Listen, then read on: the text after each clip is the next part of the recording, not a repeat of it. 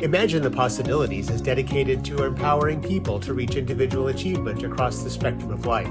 We believe in creating lasting relationships, empowering people for success, and cultivating joy. Our team of passionate people work each day to serve our communities in ways that create a lasting impact. We believe in creating opportunities for people with disabilities to achieve goals, build skills, and celebrate all that's possible. If you want to learn more about us or join our exceptional team, visit us at imagineia.org.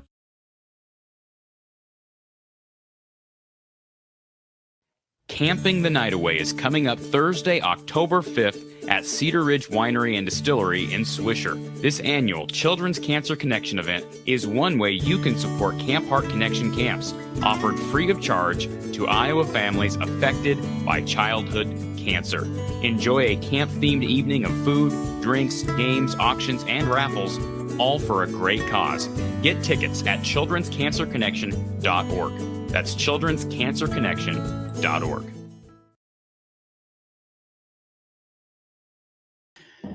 We appreciate our advertisers and our sponsors as always. And as always, we also appreciate Mr. Don Patterson, Coach Don Patterson, who is with us on a rainy Sunday. Don, is it raining in beautiful Iowa City? It has been. We need the rain, so I'm not going to complain. None of us should be complaining, and maybe a little bit late to help the farmers, but it looks like the crop, not to turn this into a farm show, we were talking about this afternoon, the soybeans some of the soybeans look ready, some of the corn looks ready, and anyways, that's a sign that football is here. We're 2 weeks into the season, and the Hawkeyes are, of course, 2-0, and Don, you were back at an old favorite of yours, Western Illinois, yesterday. First of all, before we talk about the Cy-Hawk win and get your overall takeaways, and we'll start taking some calls from our folks here in Hawkeye Nation. Don, your trip, how did it go to Macomb? And I understand the Leathernecks did not win, but it sounds like they competed. They competed well. They faded in the second half, maybe simply because their depth is not quite as good as Illinois State. But I thought they played with a lot of enthusiasm. It was an entertaining game to watch. They have a very good pass offense.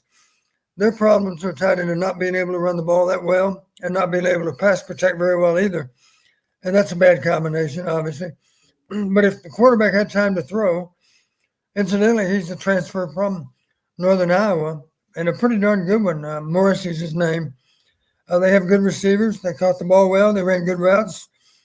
They simply couldn't run the ball, and they couldn't pass protect very well, and they had some difficulty defending the run too. So it's hard to win under those circumstances. Don, let's get some brief takeaways. I was on for about 3 hours yesterday, as I know you caught about the last hour of it, I believe is what you told me, Right. On your way home. And so you kind of got an idea of where I stand with this game and takeaways. It's a fabulous victory to go on the road and win at Iowa State. I don't care what anybody has to say. Winning on the road in Ames is not easy. They've won 6 straight here, but that is not easy to do. And you take it for granted when it just continues to happen. And Matt Campbell's a very well-respected coach across the country, but Kirk Ferentz has had his number. Well, and you know me with analytics, it appears based on analytics, it's easier to win in Ames than it is in Iowa City. In that game, yeah. That defies logic, of course. So, Don, what were your overall takeaways from yesterday? I just thought we were a very opportunistic team, which, as you know, is a good way to be. Need to take advantage of the opportunities as they present themselves. We certainly didn't do a great job of that. We can think about some lost opportunities downfield on offense that we weren't able to connect on. But the real positives come to mind for me. They have a really nice drive to open the game. They're in range for a mid-range field goal, and they probably get it blocked by Logan Jones. Smart football, good football. Did a nice job of just pushing that offensive line off the ball and getting his hands up and got a piece of it. So that was, if you want to think about it, we always think about a field goal being worth 3. Well, you might argue that a block field goal is worth 3 also, because you took 3 off the board that might have been on the board. So if you look at that play, and of course you look at that Sebastian Castro's interception return, that's a 10-point swing right there. And just imagine, Corey, late in the game, it's 20-13, and we're not too nervous because we know even if they get a touchdown, they'll probably just kick it and we'll go to overtime, and we didn't want that, of course. But just imagine if the score at the time was 20-16. Imagine if that first field goal had gone through. At that point, I'll promise you, we would have been nervous, much more nervous than we were with the 7-point lead. Do you think Iowa, if it was 20 to, this is just speculation, of course, but knowing what you know about Kirk, was there any chance Iowa was more aggressive and maybe went play action on that series that ended up resulting in a punt that gave Iowa State the ball back with a chance there at the end? You mean our last 3 snaps? Yeah. Before he took a knee? Maybe. Maybe not. The good thing about even a 4-point lead, of course, a field goal won't do it. So they still needed a touchdown either way. My only fear, 4 versus 7, if it's 7 and we give up a touchdown, we can either defend a 2-point play or go to overtime in all probability. And, of course, if it's only a 4-point lead, then a touchdown doesn't get us beat. I was proud of the defense for how they played there at the end. You might find this interesting. We were actually in dime personnel. We had 6 DBs on the field on those last 3 snaps. And then our coverage of choice, we did it in first week too. We played what we call 2-man. We played 500 man. We manned all the receivers across the board with 2 high safeties in behind his insurance. So effectively, we had all the receivers double teamed. If you want to acknowledge that any ball thrown way down the field would be also defended by a safety. That worked pretty well. That still left us with 4 rushers, of course, and with a spy also. It still left us with number 34 there in the middle of the formation. And the nice thing about it, of course, they ended up looking at 3rd and 1. They thought then, was it 3rd and 1 as I recall, right? I'm sorry, 4th and 1. 4th and 1. They made the mistake of just trying to run the ball with light personnel. And they, as I recall, well, what did happen the play before? I can't remember what actually happened on third down. They ran it for a yard or whatnot. I believe it was 3rd and 2, wasn't it? Wasn't it 3rd and 2? And they ran so, for a yard. And they ran it on third down, I do believe. Is that right? I think. I believe. Yeah, they ran all 3 downs. Yeah, the thing we know for sure is they ran it on 4th down, and but they were with a light formation, and our guys suspected it was going to be a run, and of course, our man Herkett made the play. Right, he was the guy that made the tackle, I do believe. So they couldn't even make a first last possession. Was that strange that they ran so much there, and especially on 4th and 1 when it wasn't working? Well, if you're going to run, that's fine, because I think they still had. Well, maybe not. They burned their timeouts on our previous plays, didn't they? Yeah. Yeah. So that was the end of the game, effectively. A little surprising because, as you know, a first down does in the last 2 minutes. So even if they ran the ball on 4th and 1, and it's hard to imagine they wouldn't have made a first down with just a good hard-hitting run play because we had a light box, right? But at any rate, we don't have to find out. They didn't involve for first down yardage, and the game is effectively over. Yeah, and the clock management thing, Don. You went back and looked at it, and I'm disappointed in Matt Campbell and the Iowa State coaching staff. And I'm standing in the stands over by the Iowa sideline when that's happening, and I was in a way laughing because I'm like, this is awful. I don't know where's the urgency. I couldn't help but notice there was even a reaction from their fans, right? The Boo Birds were out, as Tom Kakert said. Absolutely. They were trying to remind the coaching staff, hey, the clock's really getting low. It'd be nice if you guys picked up the pace a little bit. Let me tell you a story, Corey, about one of our games. Okay. And I always introduce 2-minute offense. Even as a head coach, I introduced 2-minute offense. And I was able to explain to them, here's how I presented it. I said, I don't care if they've shut us out all day. What's changed then at the end of the game with 2-minute offense? What's changed? What were we thinking? We've been trying to do it on 3 downs. Now we have an extra down. Is it hard to imagine how many points would you score in a game if you always used 4th down? Not hard to imagine you'd score a lot of points. The negative, of course, if you do get stopped, you've given up a lot of field position, so not a good idea to do it down after down. But the point is, Corey, even if they've stopped us all day, we got the extra down advantage to us. Right. And the beauty of this, we're playing at Missouri State. They have an outstanding team. We're down 10-0 with 7 minutes left in the game. Right there, we're down 2 scores. I said 2 minutes on this next possession. We went down the field 85 yards. And we were in hurry up, of course. So we might have burned maybe 2 or 3 minutes off the clock to drive the length of the field.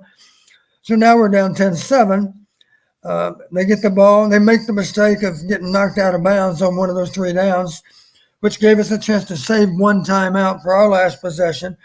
You have an idea what happens. Twice on that last drive, we had to go for it on 4th down. We converted both times. And at the end of the game, we beat them 14-10 with not 1, but 2 2-minute drives for touchdowns.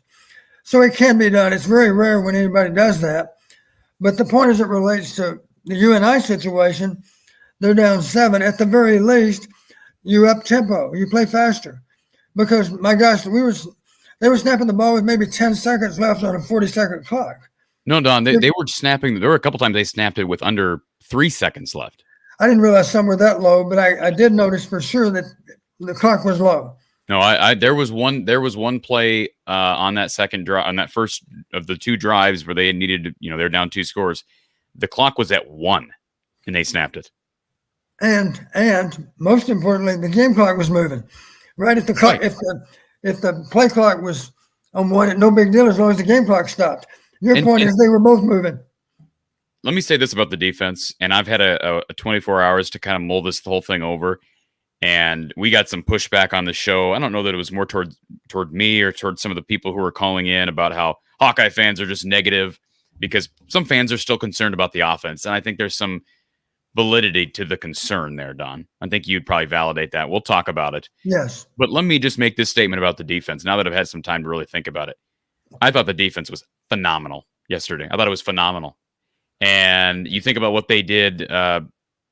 First of all, they give up the one drive early, and special teams comes through, gets a blocked field goal. That was a big play because I'll give Iowa State credit. That first drive seemed to be orchestrated well, and they were hitting their spots. And I thought Rocco Becht had some rhythm. I thought they were getting the ball out of the pocket, very similar to how Cooper Lagasse did early against Iowa in week 1. And I think that's a formula to kind of feel things out, get that ball out of the pocket, stay ahead of the chains, obviously, like Iowa wants to. And then as the game went on, Iowa State struggled to run on Iowa. I thought the front four was really good for the Hawks. They're not getting home a lot. We can talk about why that might be. But man, I just thought all the way up until that touchdown to Deshaun Lee. And let's remember, that was a 4th down play. All right. And kind of a Hail Mary to the end zone. Good pass. Deshaun Lee's right there. He's a true sophomore, I should say, a redshirt freshman, filling in for a suspended veteran in Jamari Harris, playing on the road for the first time in his career, held his own all day, and retreats into the end zone and narrowly misses on a play to probably their best receiver. I don't think Jalen Knowles is their best receiver. I think it's Jaden Higgins, a transfer from Eastern Kentucky. Really good catch. But that ball goes down, game's over, and they win. Iowa's winning 20-6. Right. So now I give the kid credit. They gave him life.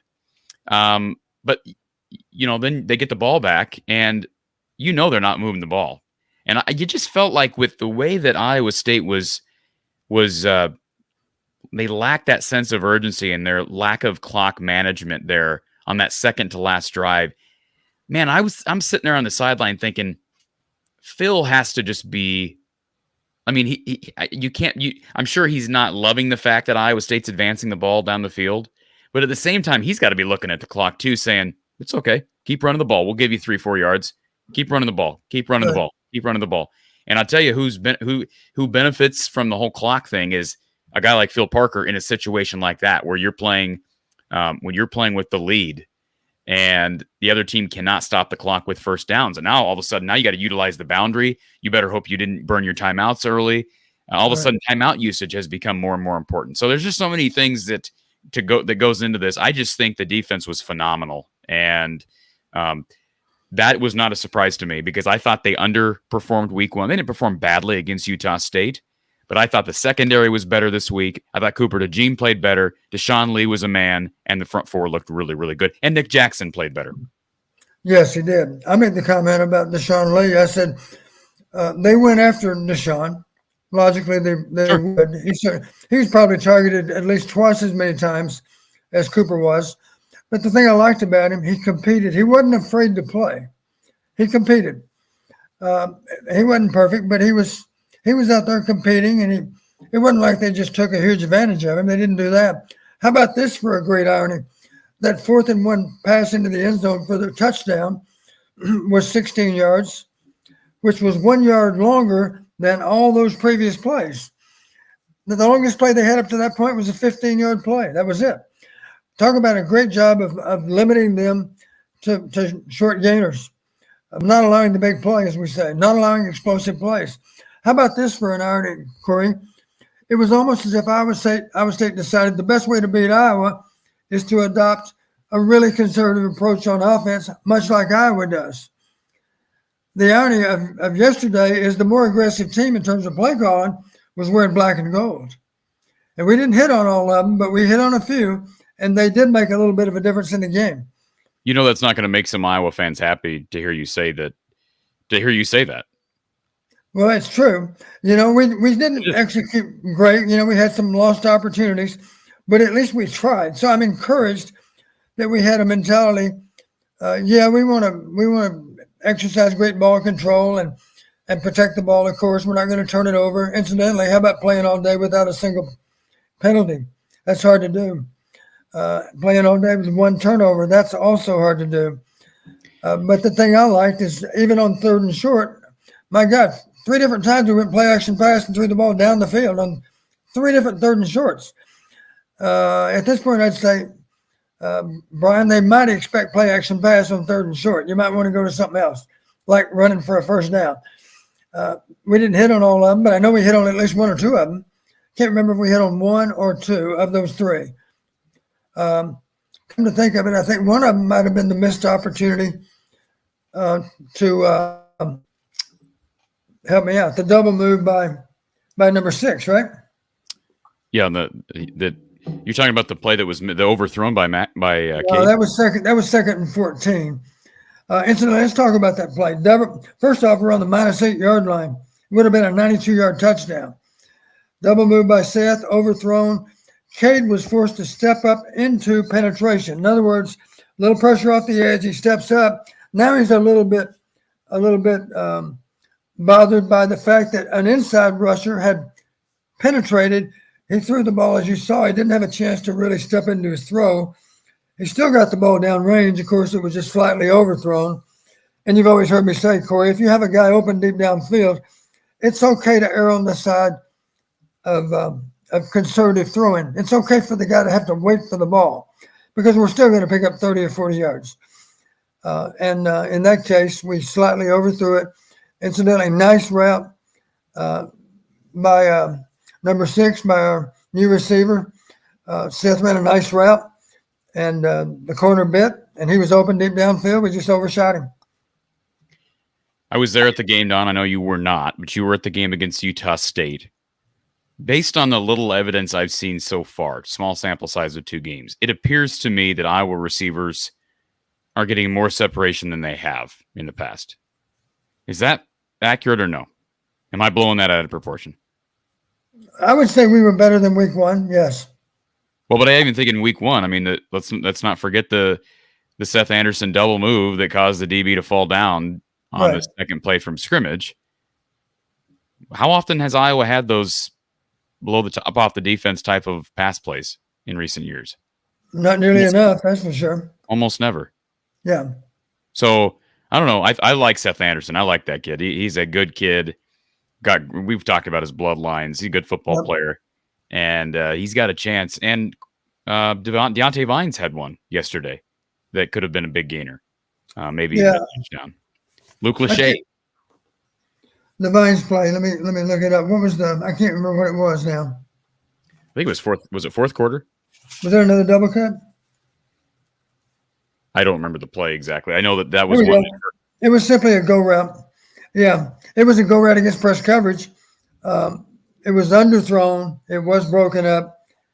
So in that case, Cade simply didn't get the ball down there. It was underthrown. It was thrown going north. The wind was a little bit out of the north, as I recall, wasn't it, Corey? That's a good question. I have no idea. Yeah, I'm not sure either. No idea. Good question. But I do know that ball was legitimately underthrown. Can I just say this? There was not a lot of wind. Yeah. Okay. It was pretty still yesterday. I didn't notice wind really at all. I'm sure there was some wind on the field, but I didn't notice much. Here's the little things that a coach notices. We had a new wrinkle that we showed on middle screen to Eric Hall. We faked a sweep to number 21 and threw the middle screen. Really athletic play by Eric, by the way. Yeah, it was. So I'm happy that the coaches are maybe being a little more innovative than they were last season, or maybe even than they were a week before, because that was a well-conceived play. And all we're doing, we used to refer to it as window dressing. All we're doing is giving them something else to think about other than this might be a wide screen. I can't remember I think we maybe used a fly motion for wide screen the week before, but one right across from a direct handoff position to the back flying across the wing back flying across the formation. Then we threw wide screen. This time we actually faked with him coming behind the quarterback. You might recall. Different look is my point. Average fan wouldn't even notice the difference, but as a coach, you notice because they dressed up wide screen differently this week than they did the week before. And again, I think that's smart football to do that. Before we get to our Iowa Smokehouse call-in line, we got a couple of people on hold already on StreamYard and on our call-in line. We're going to put our caller on the phone line on hold. I want to give a quick shout-out to our sponsors. They're the ones that make these shows possible, and certainly after doing a 3-hour show yesterday and a pregame show, and now we're doing another show. I love doing the shows, but certainly appreciate the sponsors that help make that possible. Brad Van Meter and his team down at State Farm. Rates have never been as low as they are right now with auto insurance. According to Brad, call him to inquire about a quote for you and your family, saving people lots of money. They spend countless hours reviewing coverages each and every year. They meet annually with their customers. Of course, State Farm has celebrated its 100th year of being in business. About a year ago. What are they? About 101 years into that long, storied history of insurance and providing people great coverage. Again, give Brad and his team a call, 515-256-6480, or visit him online at www.bradvanmeter.com or in person at 4229 Fleur Drive in Des Moines. And Iowa Smokehouse, I talked about them. They're sponsoring the show today, including our call lines, so it makes our interaction with fans that much more enjoyable. If you want a better quality snack for game day or any day, check out what they offer at iowasmokehouse.com. A full lineup sure to satisfy you and your family's snacking needs, whether it's their thick and tender cuts of beef jerky, flavorful meat sticks, or delicious steak bites, or even their ketchups and barbecue sauces. You'll never need to look anywhere else. Tasting is believing. Visit iowasmokehouse.com and use the code Hawkeyes for 15% off your order. All right, let's go to our Iowa Smokehouse call-in line. We've got Niall on hold. Niall, welcome to the show. Hey, what's up, Corey? Can you hear me? I can hear you now. All right, well, this is my third time on the show. I called back in 2021 when we beat Maryland by 1 million. And I thought the Hawkeyes were going to fly to the moon and then never come back. And then when Cade signed last year. But both times we did some comparisons between previous Iowa teams and quarterbacks. And so I was just kind of hoping we could do that again. To me right now, McNamara looks, his presence in the pocket, he's pretty accurate with the ball. He looks a little bit like Stanzi to me. I feel like as he gets healthier and healthier, maybe that's a more viable comparison. But other than that, I'd say they're not quite like the 2019, just because they don't run the ball quite as well. They had Wagner and Adam Robinson in the backfield back then. We don't quite run the ball like that anymore. But I feel like that's a fair comparison going into the future. Just kind of wondering what your take was on that. My only response, and Don was coaching back in 2009. My only response to 2009, the comparison, couple things. I think Cade, when healthy, is much more mobile than Stanzi. Stanzi was pretty immobile. If you go back and watch, he could scramble for some yards, but he was a pocket guy, as is Cade. But right now we're not seeing a healthy Cade. Don, how many times did we see Cade up under center yesterday? I'm not sure. Not many. Don't Probably you count them on one hand, I bet. Don't you think that's partially because of the quad? Maybe. I don't know, but it's conceivable. So I guess my point is, if he gets healthy, I think he could. I've compared him more, Niall. Not saying you're wrong, but I compared him more to maybe a Jake Rudock, given Jake's ability to scramble if necessary. And some people didn't like those teams. I don't think the team around Jake Rudock in like 2013, 2014 was great, Don. But I liked Jake Rudock. And then he went to Michigan and had a really good year at Michigan. So I think maybe he was a little underrated. And obviously that was a better team in 15 when CJ took over. But I've always compared Cade to him. Don, do you see any similarities between Jake and Cade? I just haven't seen enough of Rudock to know. I'll tell you the guy that Cade reminds me a lot of. He also wore number 12. And you'd have to be a good Iowa fan to remember him because it's way back in time. But Chuck Hartley had a brother named Jim Hartley. And here's the rest of the story about Jim Hartley. He played behind a two-time first-team All-Big Ten quarterback in Matt Rogers. But Jim's senior year, he was only 1 year behind Matt. He was leading the nation in pass efficiency when he was injured over at Illinois. And Jim Hartley was a very, very bright quarterback that did have good maneuverability. That was actually built a lot like Cade. Jim could pull the ball down and run it when necessary. He didn't have a cannon for an arm, but he threw the ball with great accuracy. And equally important, he was really able to process quickly and know where the ball should go. I give Cade credit for all those same things. Incidentally, Jim was a great leader. I think Cade's a great leader. So, you can win with guys like Jim Hartley and Cade McNamara. So I'm excited about where Cade might take the offense as the season plays out, because I think he's an ideal guy to be in charge. He wasn't nervous playing in front of 60,000 in Ames because he's played in front of all kinds of crowds. Not that big a deal. Yeah, I think it's cool to see the portal kind of in action here. we take someone in just to see how much things will actually change when we get a new guy under center.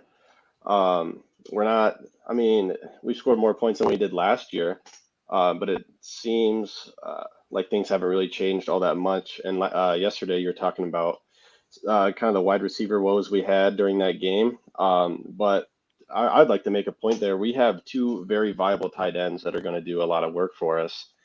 And, we'd like to see the wide receivers get more involved. But if that's where we're going to lean and that's where we're going to be strong, I feel like that's definitely a strength for us. I think where it's going to hurt us is going to be in the future trying to get people to come in and play wide receiver at the University of Iowa.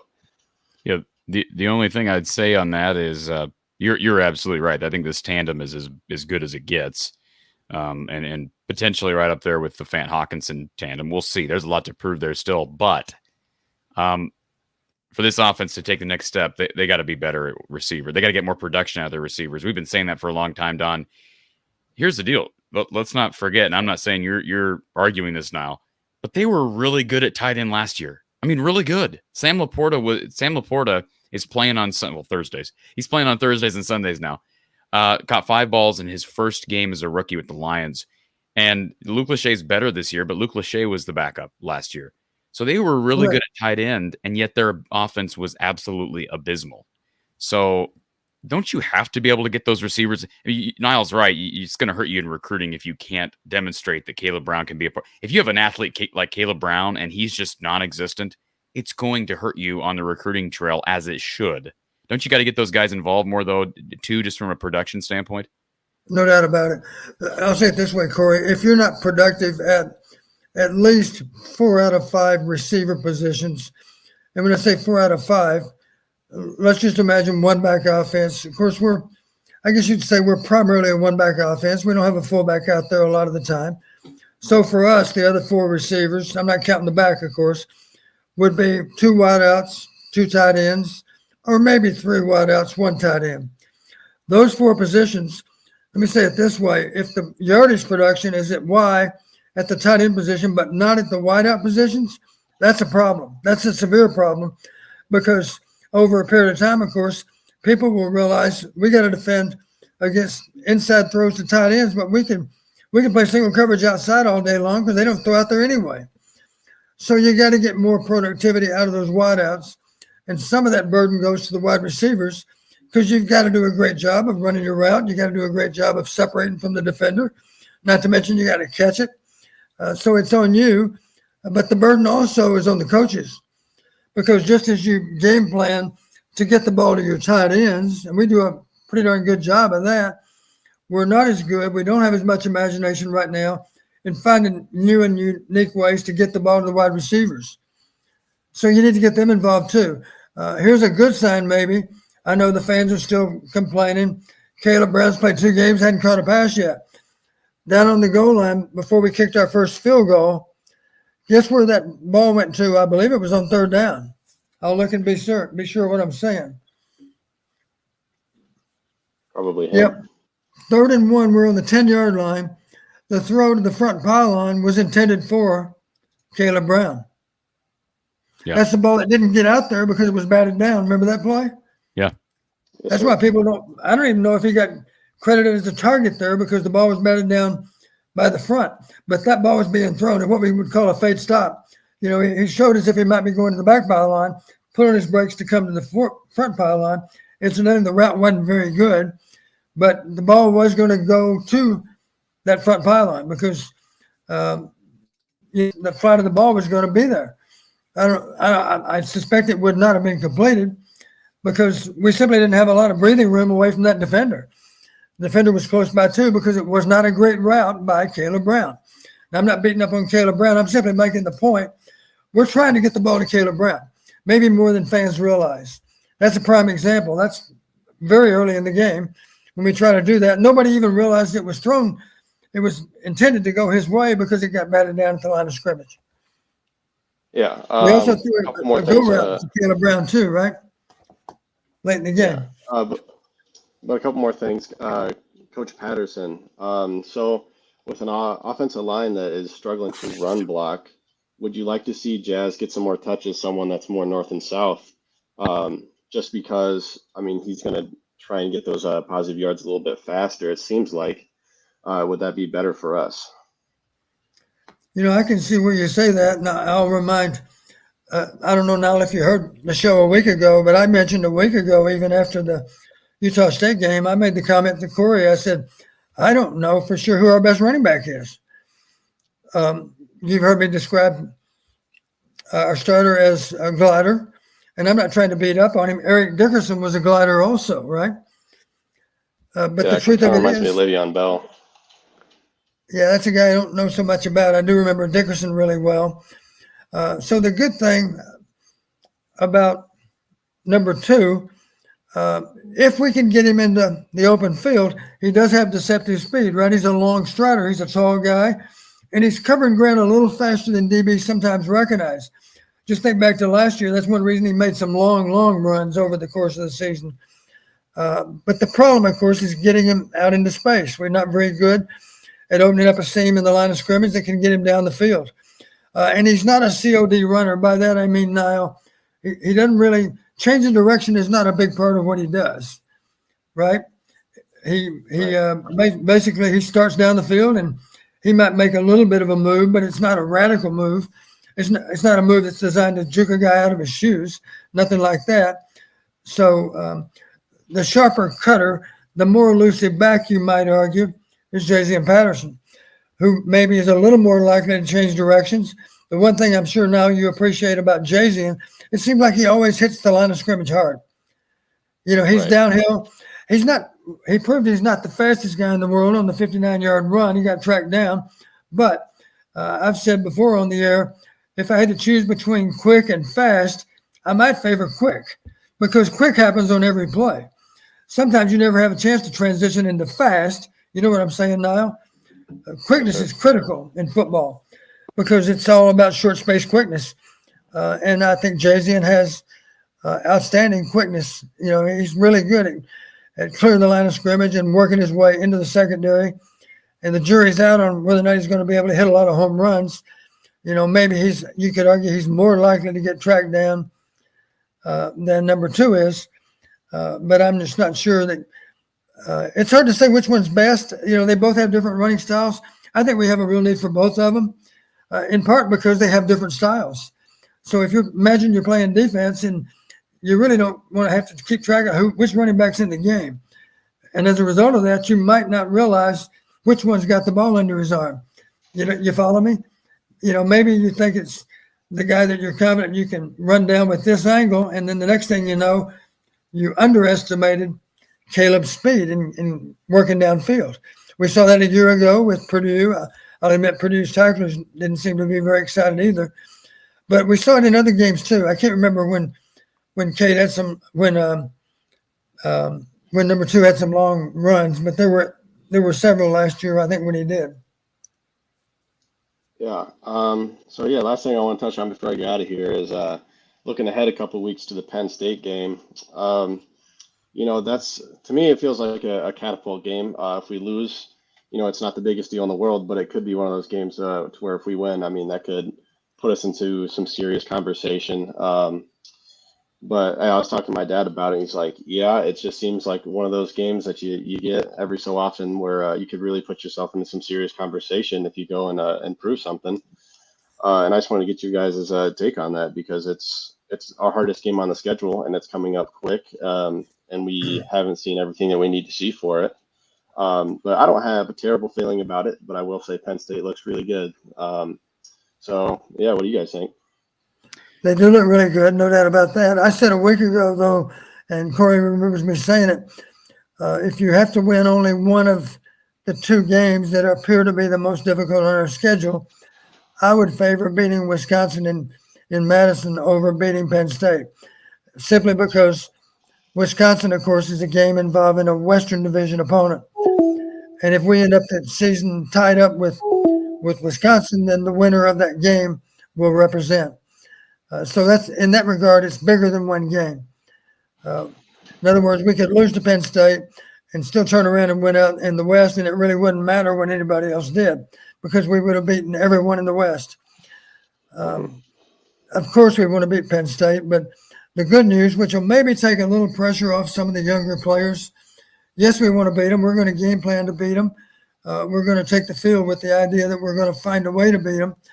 The good news is it's not life and death, because if we lose to an outstanding Penn State team, that's fine. All we got to do is rule the West. We rule the West and we're in. I'd rather lose to Penn State than Wisconsin. Right. Yeah, that's fair. Yeah, but I was watching the Florida documentary, and if there's a time to get creative, it's definitely going to be that game. And there was something that Urban Meyer wrote on his clipboard. And it said, let it effing go. And that's when he did kind of the crazy stuff he did during those games. And I feel like we have kind of the opposite mentality where it's kind of choke it until no one in the stadium can breathe. And that's just kind of the way we play. That might be a game where we might just have to say, let's let it go. Let's try something new. Get those wide receivers involved. Try something a little creative. But it's definitely a game I'm looking forward to. So, well, you're right about one thing. If we think we can show up and play ultra conservative and beat Penn State, I think we're sadly mistaken. It's possible. We beat them 6-4 one time there, and I don't doubt that our defense is going to always show up to play on any Saturday. But I will also grudgingly give credit to Penn State's offense. I think it's going to be a job to be able to handle them and hold them down score-wise. So in that regard, we do need to be aggressive with our play calling. You need to play to win, not play not to lose. And I've already mentioned, Corey, and I think you see the parallel. It appeared that Iowa State thought that one way to beat Iowa is to play like Iowa, to play ultra-conservative and not beat ourselves, as we say. And the only problem with that is the long gain they had for the entire day was the 4th and 1 pass for 16 yards. Otherwise, nothing longer than 15. They ended up with more yardage than us, but I'll tell you one thing that's amazing about the game, Corey. If I'm not mistaken, they had 75 snaps on offense while we had 51. Imagine that. You have that kind of edge on offensive snaps and yet you lose the game, and you might say, well, that's because they turned it over 3 times. No, they didn't. They turned it over once. So how in the world did they snap the ball 24 more times than us and still not beat us when turnovers were even? And the best reason I could cite for that is they didn't make any big plays. They moved the chains, but they didn't do a good job of getting in the end zone. That's why we won. Before we get to our caller who is on the phone line, we got Alex here on our Iowa Smokehouse call-in line and StreamYard. Developing story, Don, that we need to address out of East Lansing. Okay. According to a report, Michigan State head coach Mel Tucker has been fired. For what reason, I wonder? Well, there's a report right now, and I'm guessing you have not seen it because you've been on the road. I will read verbatim the latest from ESPN because this is obviously related to Iowa. Keep in mind, Iowa plays Michigan State here in a couple of weeks. But an unfortunate situation right now regarding Mel Tucker. Let me read the latest. And ESPN right now is reporting that they have confirmed that he's been suspended. There was an earlier report that he is being let go, but it's been confirmed that he's been suspended without pay. The university is completing an investigation into claims that he sexually harassed a prominent sexual assault awareness speaker after she was hired to address the Spartan team.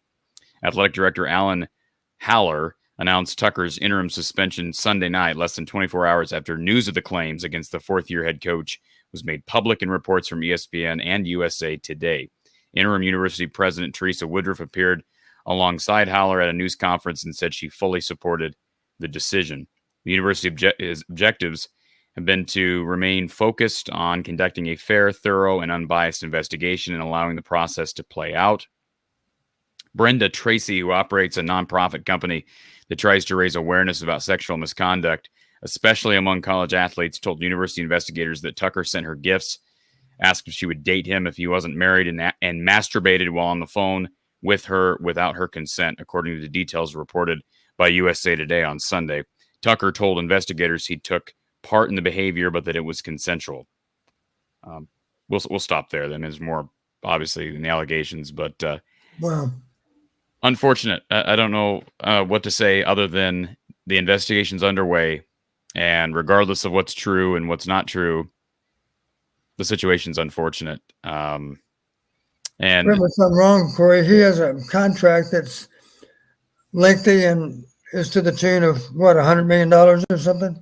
yeah, but if they can fire him with cause, and I presume that would be with cause. Absolutely, that's based on what I've read. Yes, he's got $77 million left on that contract.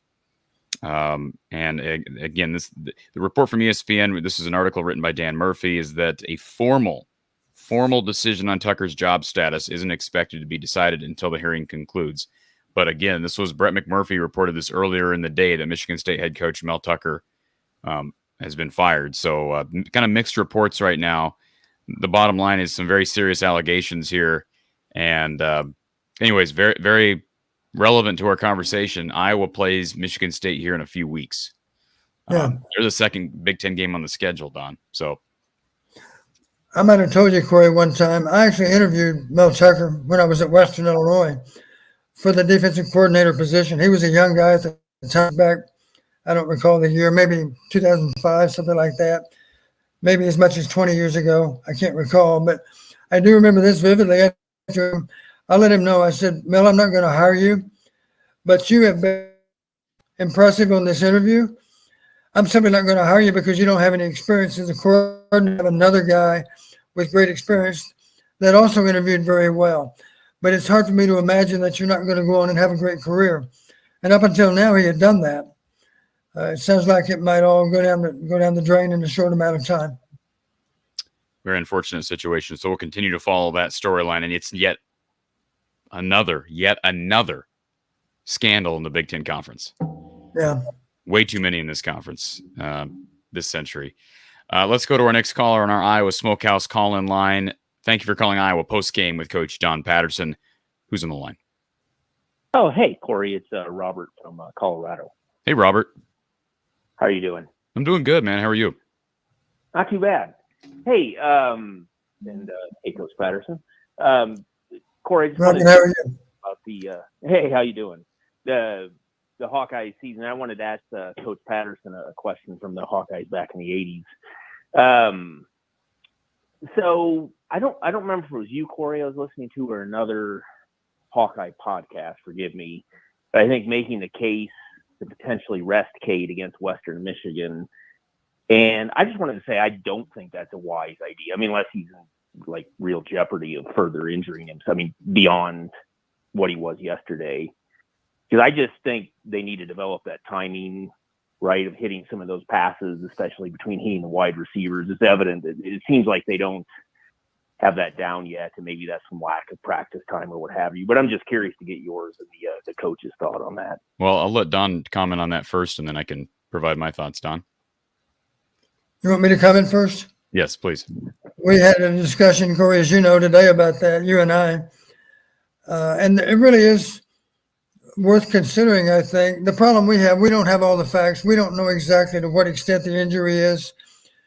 We don't know, as an example, if 8 days of nothing but rest would make much of a difference or not. Those are questions for the medical experts, of course. But I made the comment to you today, Corey, and I'll share it with the listeners now. I did mention that's something that's very definitely worth considering.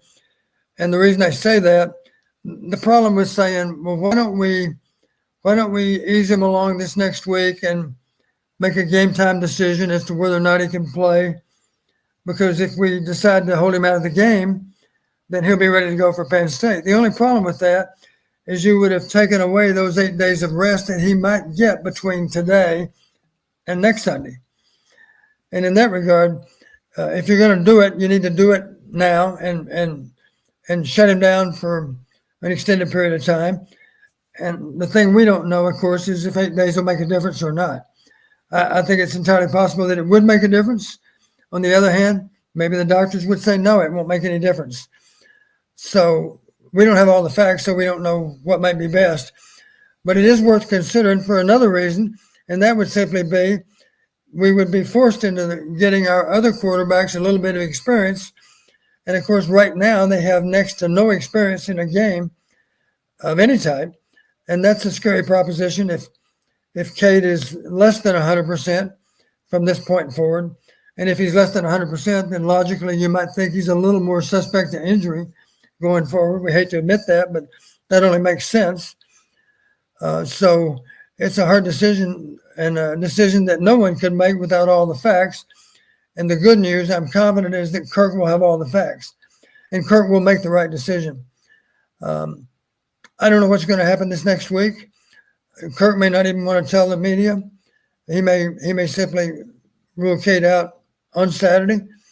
But if he is ruled out on Saturday, I would hope that it would include no practice whatsoever this week. Practice something. Either do it or don't. Either do it or don't. Yeah, exactly.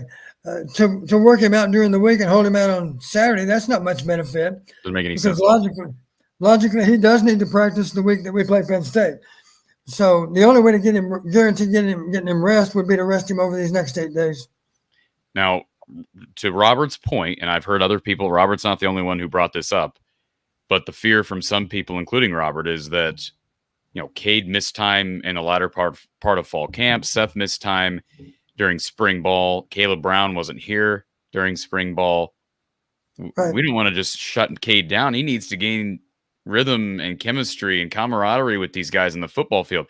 My feeling on that, and I'm no former quarterback, you coach quarterbacks, so you'd be able to tell us better, Don, but my feeling on that is, yes, I agree, he needs it, but I think he's hampered right now. And I would rather a healthy Cade. If we think that shutting him down for 8 to 10 days is going to get him healthy, and that quad's going to be almost 100% by the time we hit Penn State, I'm doing that, and I'll take the whatever you want to call it, the steps involved in gaining chemistry throughout the rest of the Big Ten season, even though there may be some hurdles there. There may be some mounds to cross over.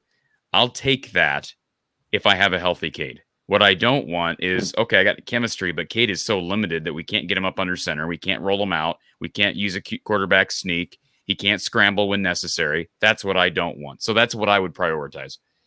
Let's not forget another argument for giving him recovery and allowing him to be 100%, even though he missed Western Michigan, he would be less susceptible to injury against Penn State.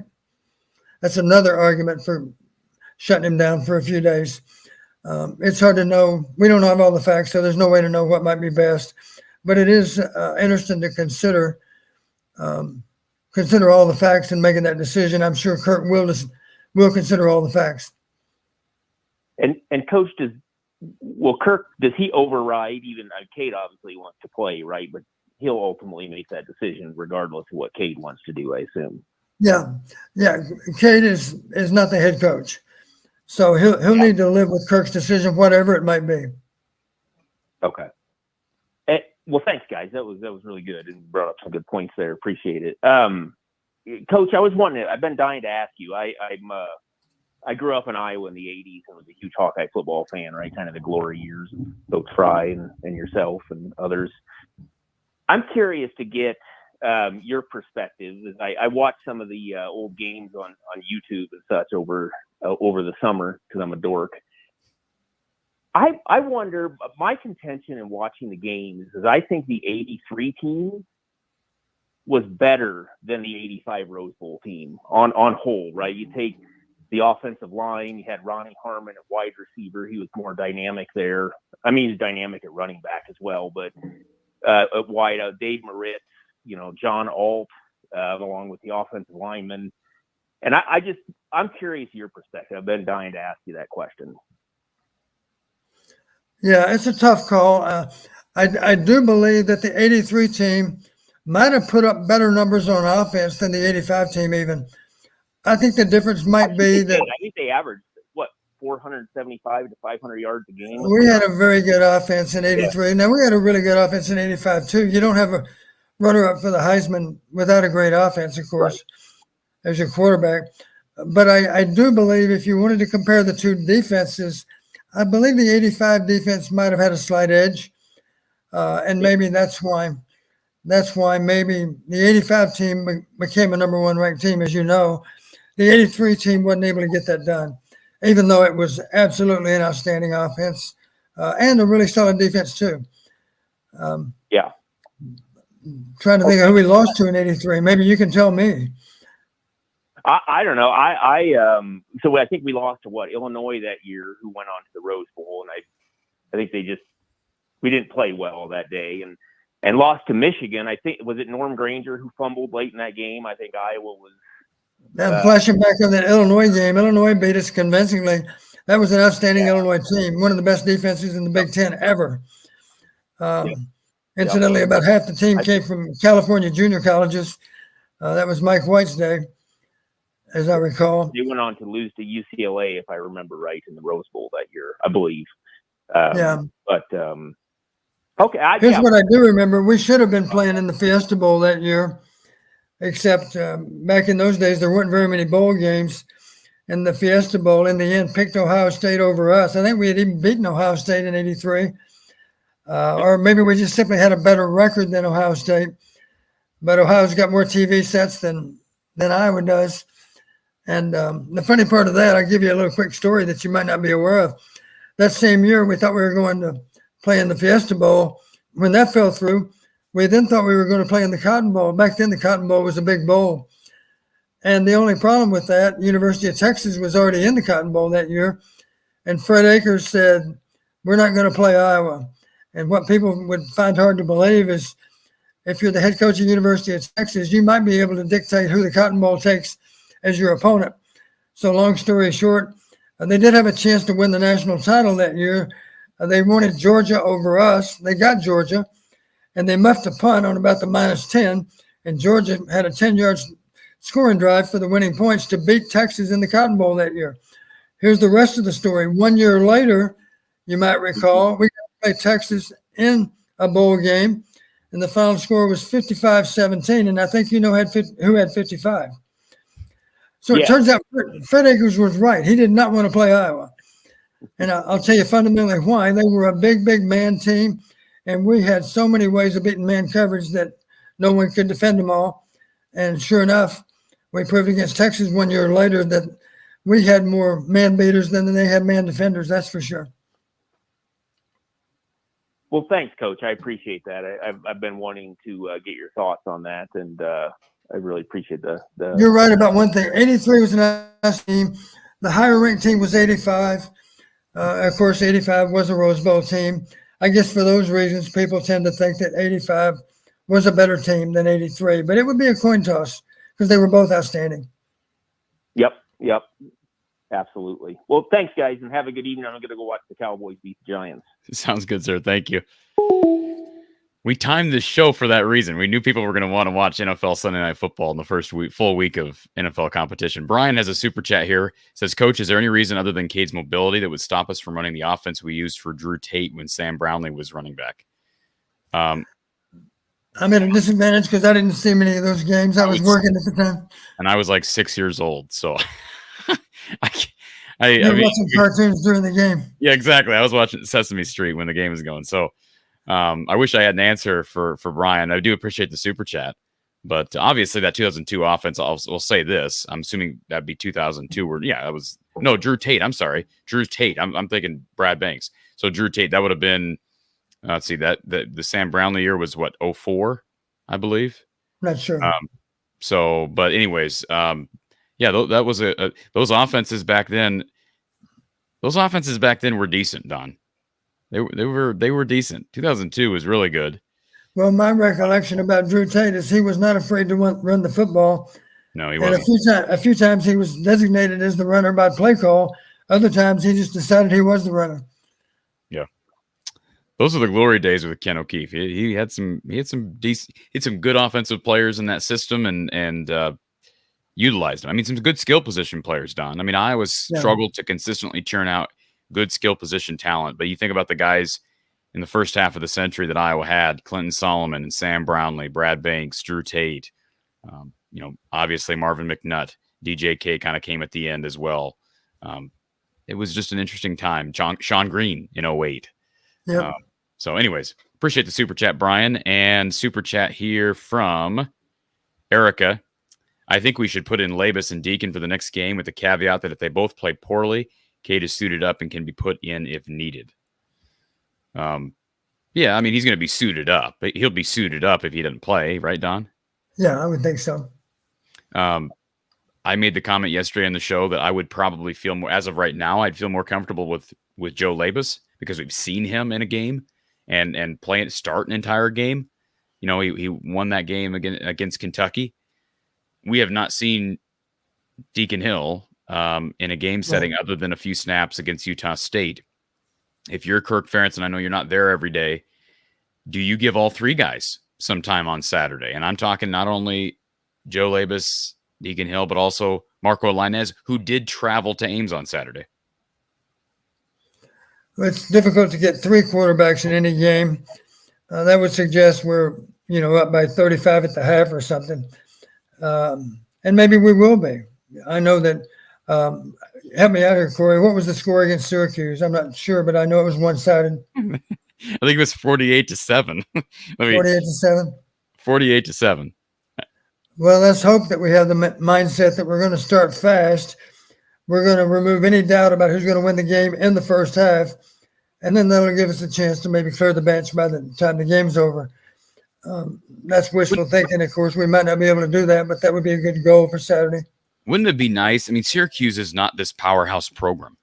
Wouldn't it be nice to be able to send Iowa out there and build they won by 41, build a 30-point lead and say to Marco, here's the keys to the castle, and just see what the true freshman can do. And he'll make mistakes, but you're up 40. It doesn't matter.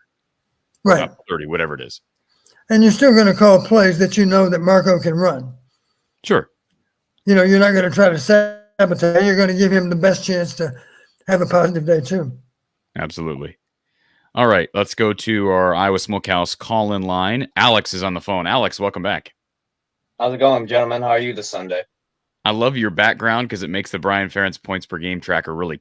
I do what I can for the show. No, I did actually call in Saturday, but I was actually at my own bachelor party. I'm like, I probably shouldn't call in with the people I was around, and I didn't want to be banned for calling in. So we appreciate that. I have a question, Alex. If you were at your bachelor party, I'm hoping you're not missing the wedding right now to talk to us. No. The wedding's a month away. Okay. So yeah, no, I was at least smart about that. Now, did you make an agreement with the future missus that you'll still be, even though you're loyal to her, you'll still be loyal to this show? Yes. Does she know about the show?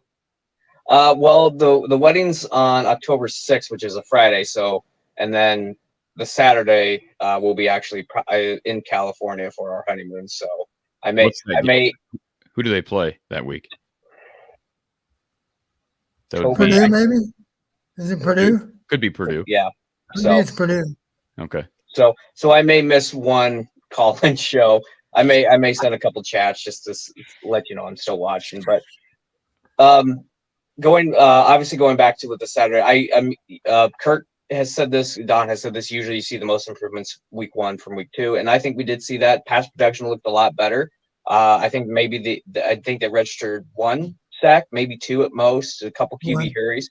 So I think the line, we saw that against Utah State. But Utah State is obviously a Mount West team, group of 5 team.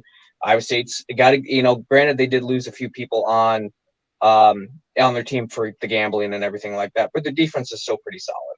So I think that was good to see Iowa's offensive line protect Cade as well as they did. I thought I did see the run blocking improve slightly.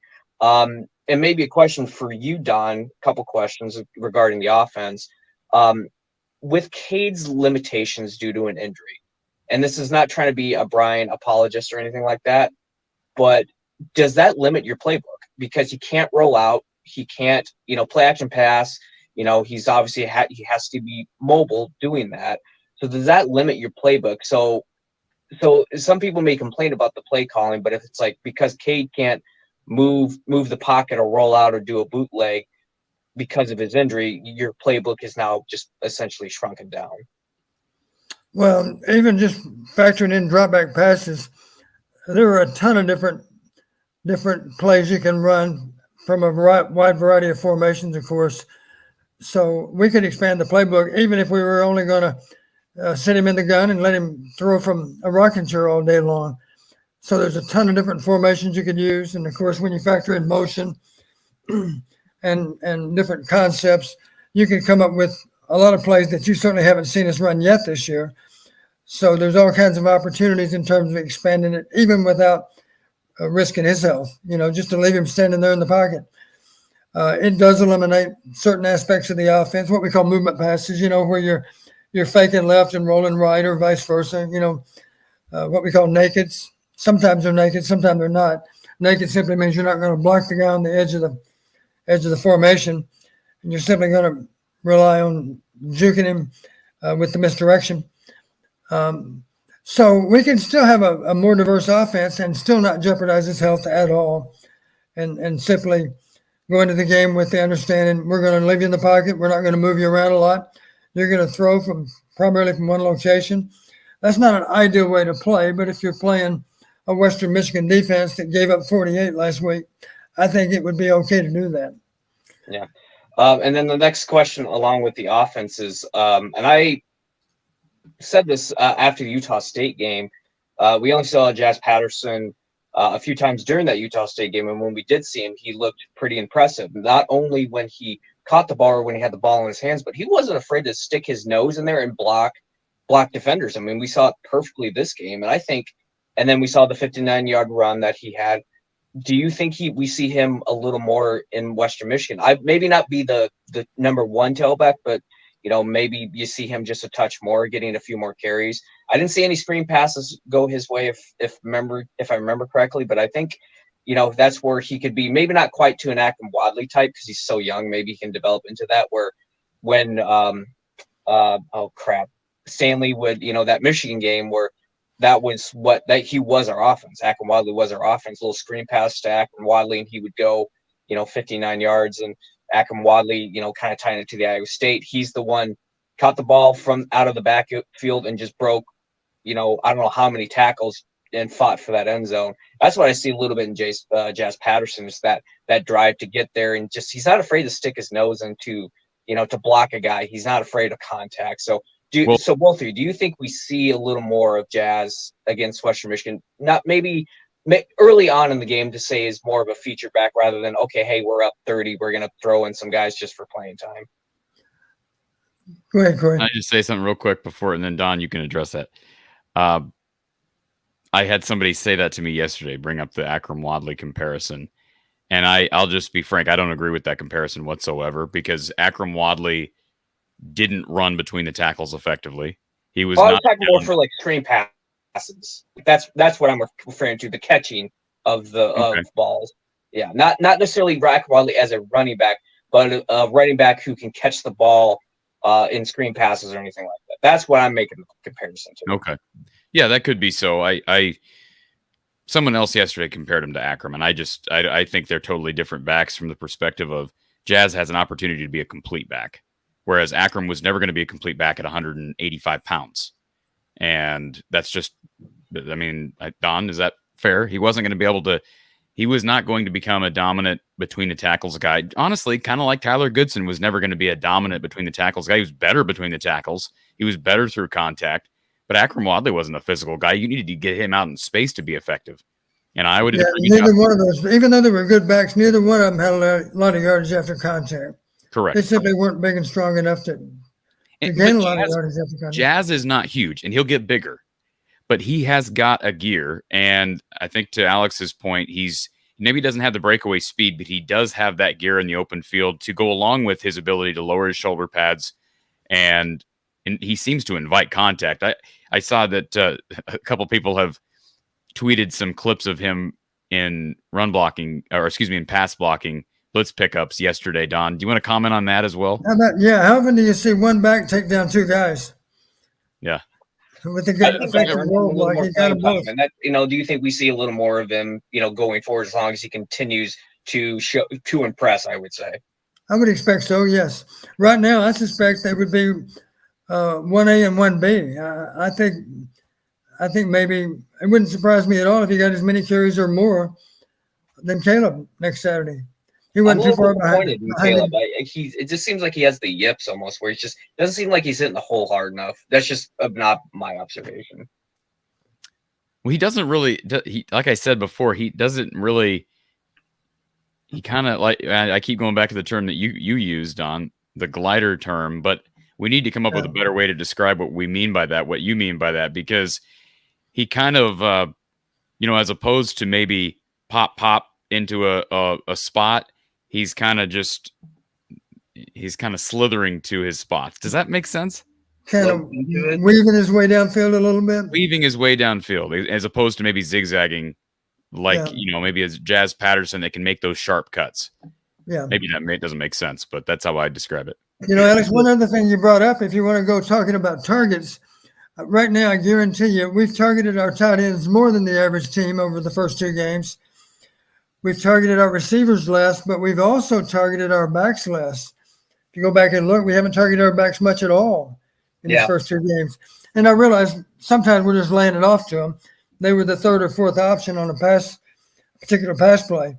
But when I say targeting, you see some teams that'll just routinely swing the ball to the back, throw it to him, and maybe if they're regular man coverage, they're going to crack on the linebacker that's manned up on the back, and now the race is on. It's another way to get the ball downfield is to throw the ball behind the line to a back that knows he's going to get it. He's not a layoff option. He's actually the primary receiver. Same way with screen passes. Yeah. One more question on the offense and maybe a couple on the defense.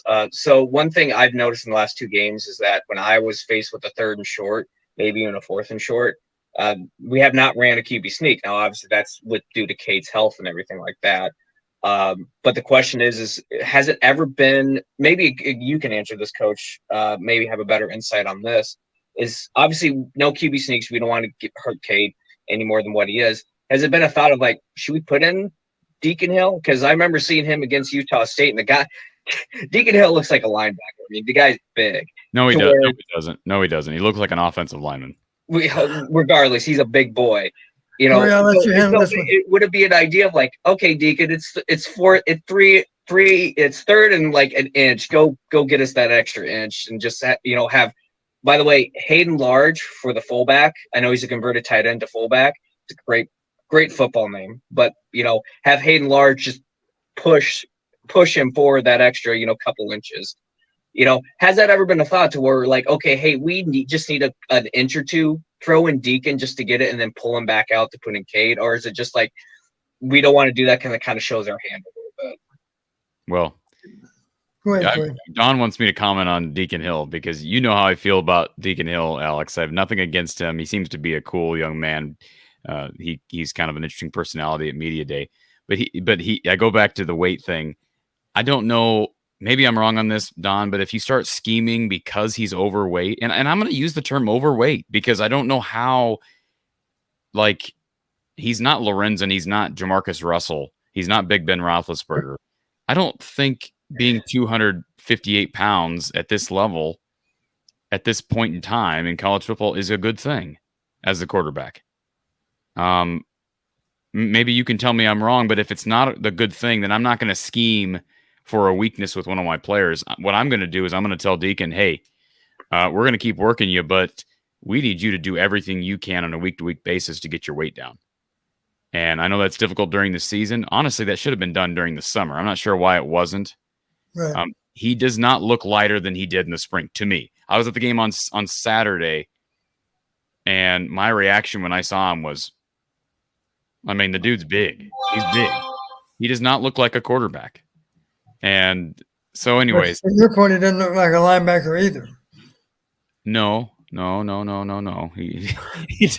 does not look like Jay Higgins or Nick Jackson. No, he does not. And, again, it's nothing personal. It's just you got to get your weight in the right spot. And I don't know that it is right now, Don. Your thoughts on that situation, what Alex is saying? I mean, I'm not against using him. He was in Wisconsin, so he maybe ate a little too much cheese while he was up there. He's got a bit of a gut on him. The thing is, I'm not against him being run with a QB sneak. Maybe that would work. But is that even, you're giving away what you're doing if you bring him in, Don. Yeah, I don't think you're going to see that, Alex. I know that line of questioning makes some sense.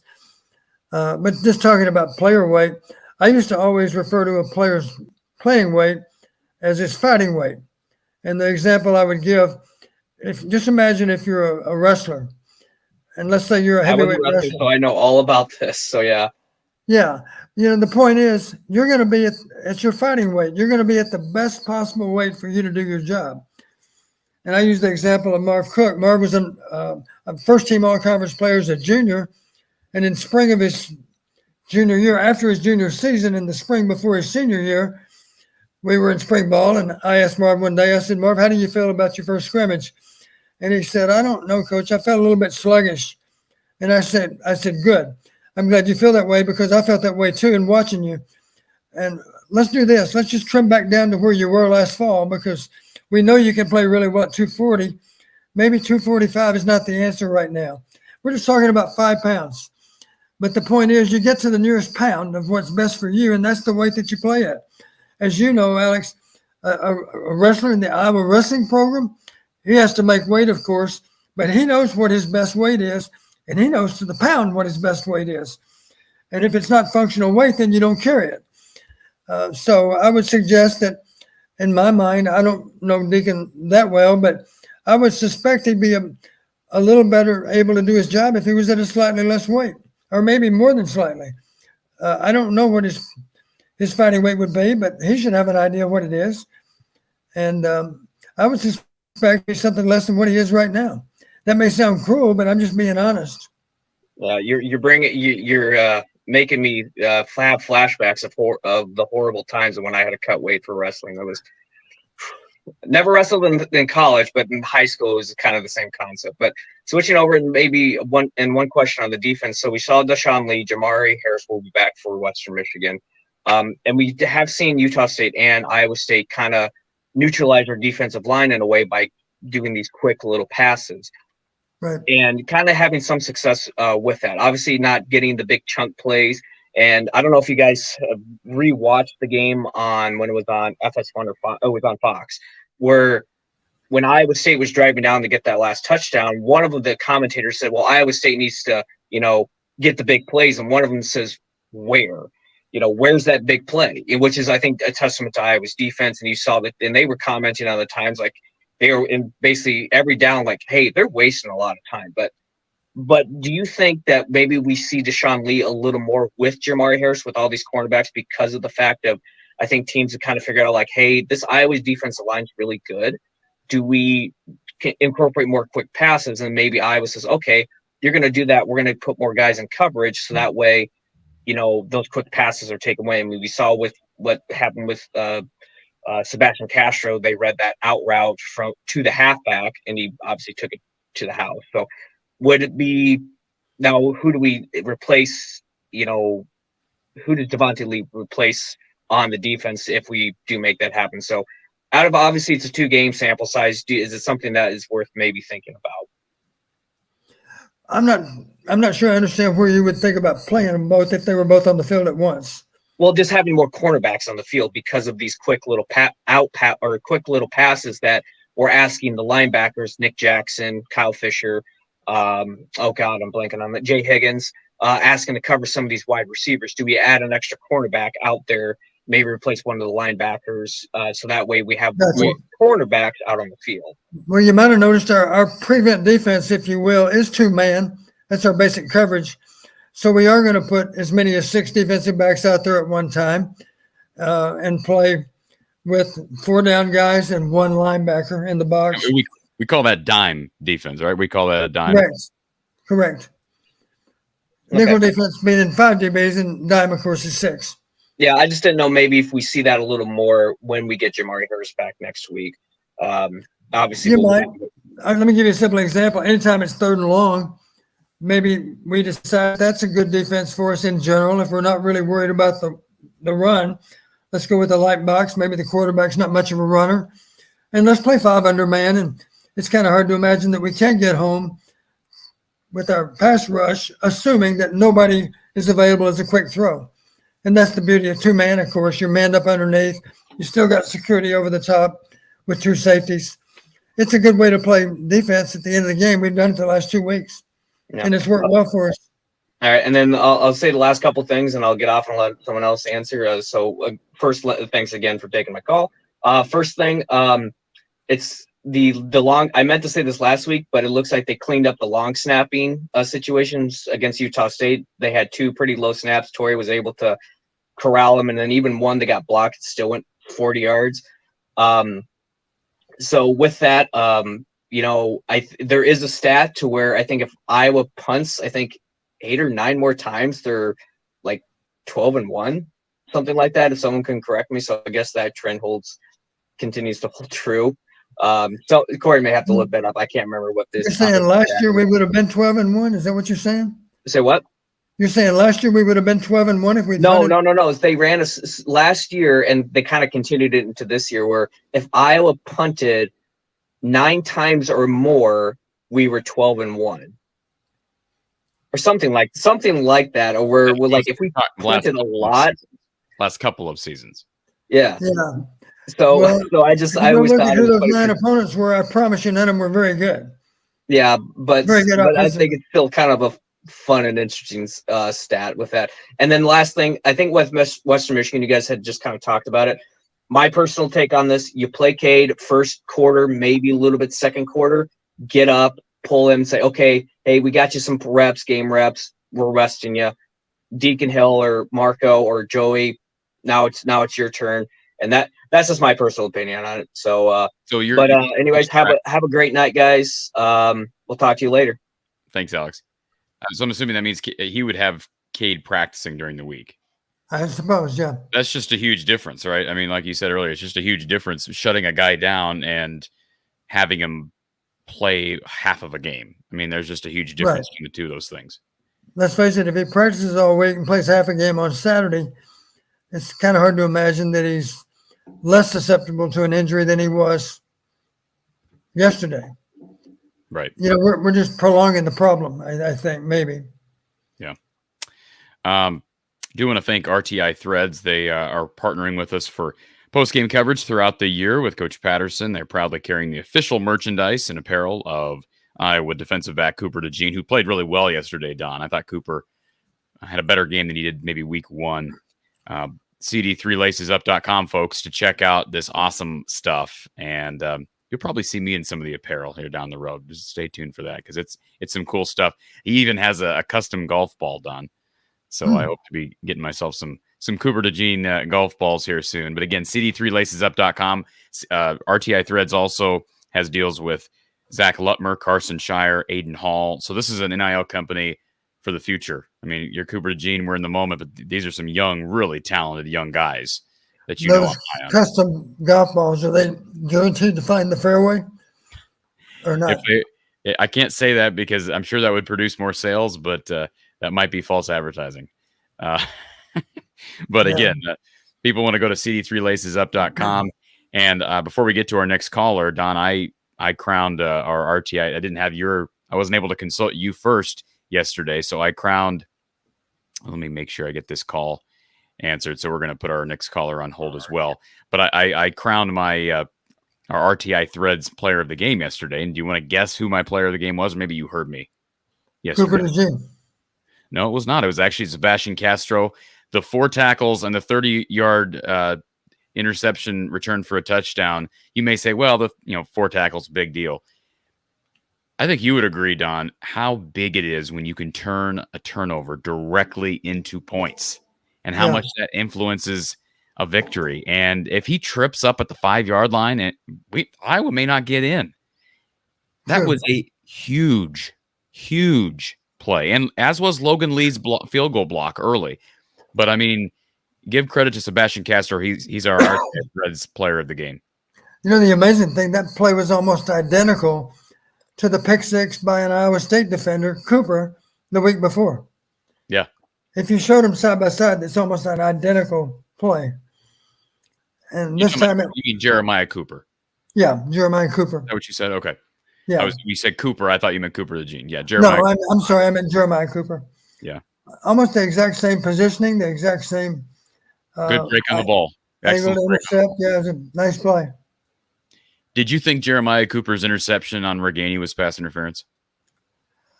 Yeah, honest to God, in this day and age, there's hardly anything that's pass interference, it seems. That was a Big Ten crew. The announcers mentioned more than once that they're letting him play, as they said. But yeah, I thought he interfered. But they didn't call it on either side. There were times I thought when we interfered, times I thought when they interfered. So it didn't surprise me that there was no call. And that's what Rick was wondering. And the Deshaun Lee touchdown, some people were saying that should have been offensive pass interference. I didn't have any problem with that no call. I just thought it was a good play made by Jaden Higgins. As I watched the Jeremiah Cooper pick on Nico Ragaini late after the game, he couldn't really see it on the big board very well. Don, and I was 5 rows from the field. You've been there, and as an offensive coordinator, you understood the importance of being up in the press box, which not all offensive coordinators do that. Most do, but not all do, because you can't see everything. It's hard to see things, and I couldn't tell. But when I watched it back, there was a strong tug on the jersey of Nico Ragaini, and he went down because of that tug. And they were hand fighting first. I have no problem with hand fighting, right? But I did think that probably was pass interference. OS for Hawks says that the Cowboys just scored on a blocked field goal, so you'll like that, Don. They kick it home again. Barbara says Marv Cook. She gave Marv Cook guitar lessons when he was a kid. And my guess is he was good at that too. I'm guessing he probably was. And then Spaceboy 74, has this phrase been used yet tonight? Every time Don smiles, a kitten is born. Please share that with your wife later, Don. Make sure she hears that. That one's going to surprise her. I don't think she's ever heard that before. All right, let's get to our next caller who's been on hold. Thank you for calling our Iowa Smokehouse call-in line. Who's on the line? This is Brian. Hey, Brian. Hey, Corey, Coach Don. Great victory Saturday. My take on who I was impressed with from the Saturday's victory, first was obviously Jazz Patterson for his big run and scoring the touchdown. Probably the most impressive with them was that key block he had on that one pass play where he took out 2 defenders at once. Another guy I thought had a great game and nobody's actually talked about was Hayden Large. He had 2 key blocks, that one for the long run and the touchdown along with Connor Colby. And then the last one would be Seth Anderson. And like, I agree with you, Corey. I think he's a great player. He's going to be a great player for us. We just, like you said, we've got to find a way to get him the ball more. But that catch he had when he went up high to grab that catch. And then the one that got overthrown. Yeah, he left that defender in the dust, basically. And, too bad that didn't connect. But I think he's just going to be a great player. We just got to find a way to get him the ball more and maybe on a crossing pattern to see what he can do in the open field. But I was impressed with those 3 guys. So, and I'll say this in support of what you just said about Seth Anderson, sir. Let's not forget the other Power 5 team that offered him early in the recruiting process. Does anybody remember who that Power 5 team was? Anybody at all? Don? I don't. It was Kansas. And you may at the time that's a below average Power 5 offer. Kansas offense looked pretty good on Friday against Illinois. Yeah, ask Illinois. Yeah, exactly. That's a good passing offense and with a good quarterback. So he would have went to a pretty good offense down there. The offensive coordinator down at Kansas. He was a GA with you at Western Illinois. That's correct. This was a good and Georgia Tech wanted him as well out of the ACC. So we had offers from several different Power 5 conferences. I just think I've said this so many times, I just think he's a kid you root for, and his athleticism, he's got better speed than I thought he did when he first committed here. And I agree. Now, Jazz Patterson, Don, the caller brings up the block where he took out 2 guys, and that was on an edge rush that came from the right. Well, there was a blindside rush coming from the left that Jazz picked up. I don't know when that was. I'll have to go back. I haven't been able to watch the whole game on television yet, but he caught one late on the left that created a throw. I believe it was down to Luke Lachey, and it was a late pickup by Jazz Patterson, but it was a beauty. What is it about backs why do some backs have that natural? He's a young guy. He just got here last year. Why do some backs have that natural ability to be good in blitz pickup and some don't? Well, you've only got a split second to react, of course, and it all starts with always assuming that your pass protection responsibility is going to come. I think a lot of backs, of course, we assign people to the backs that we don't think are coming. Corey, do you still have? Say that again, Don. Did I lose you? Can you shoot? Yeah. You're cutting in Can and you hear out, me? Don. Yep, I got you now. Okay. So, We'll see if he can. We'll see if Don can fix his internet issues there. Caller, do I still have you on the line? Yes, I'm still here. Okay.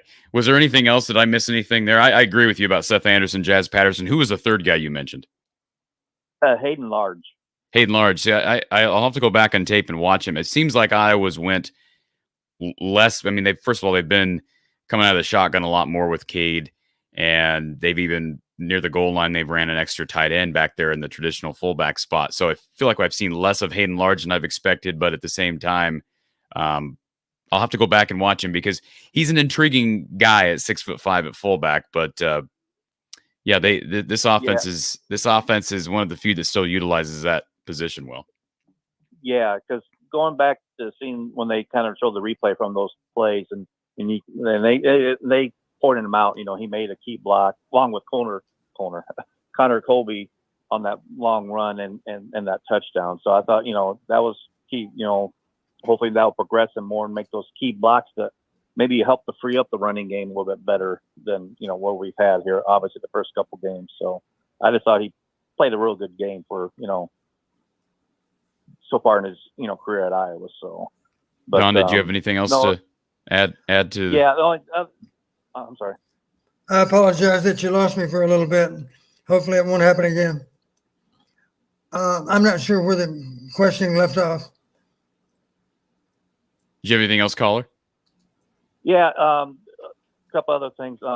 With Coach was making the comparison with Cade to Jim Hartley, which I'm an older gentleman, and I remember Jim. He was a great player.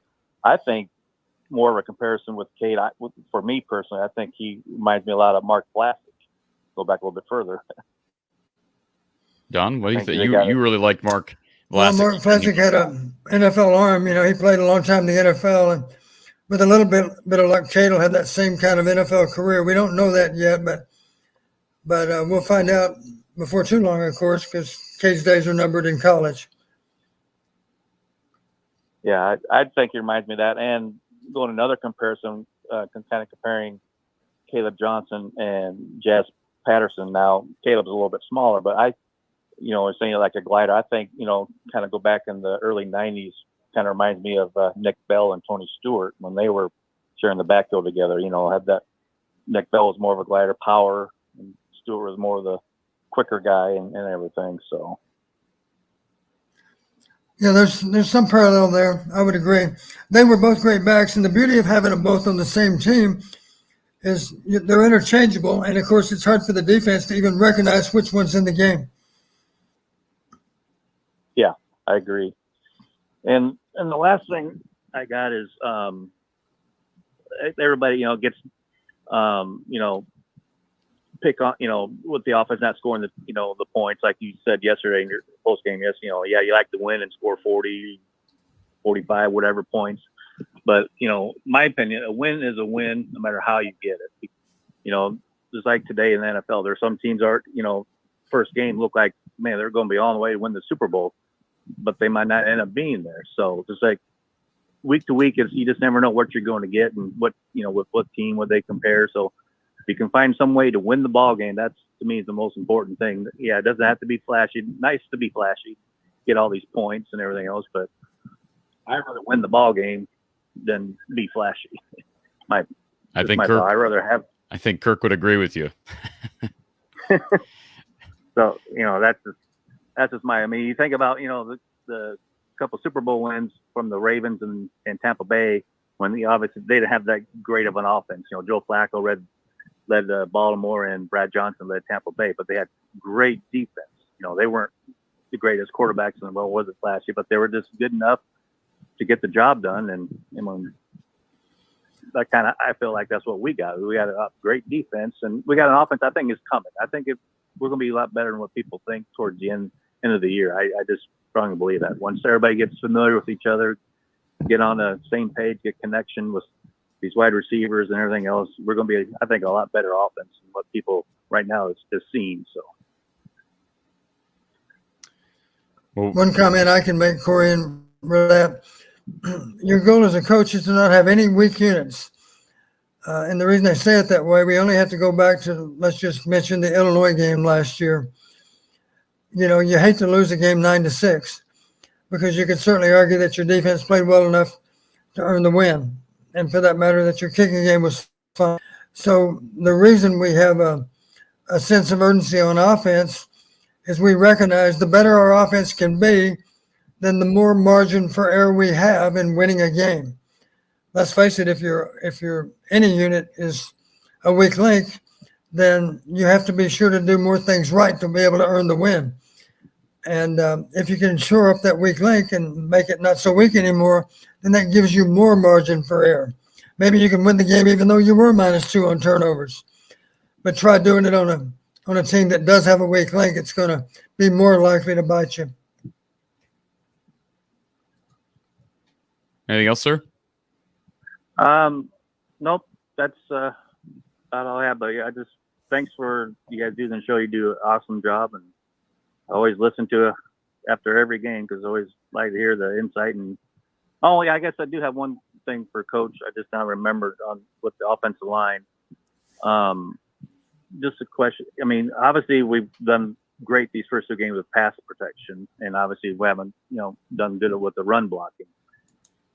Is it harder to be good at pass blocking as a line than it is to be run blocking as a line? I think it depends on the player.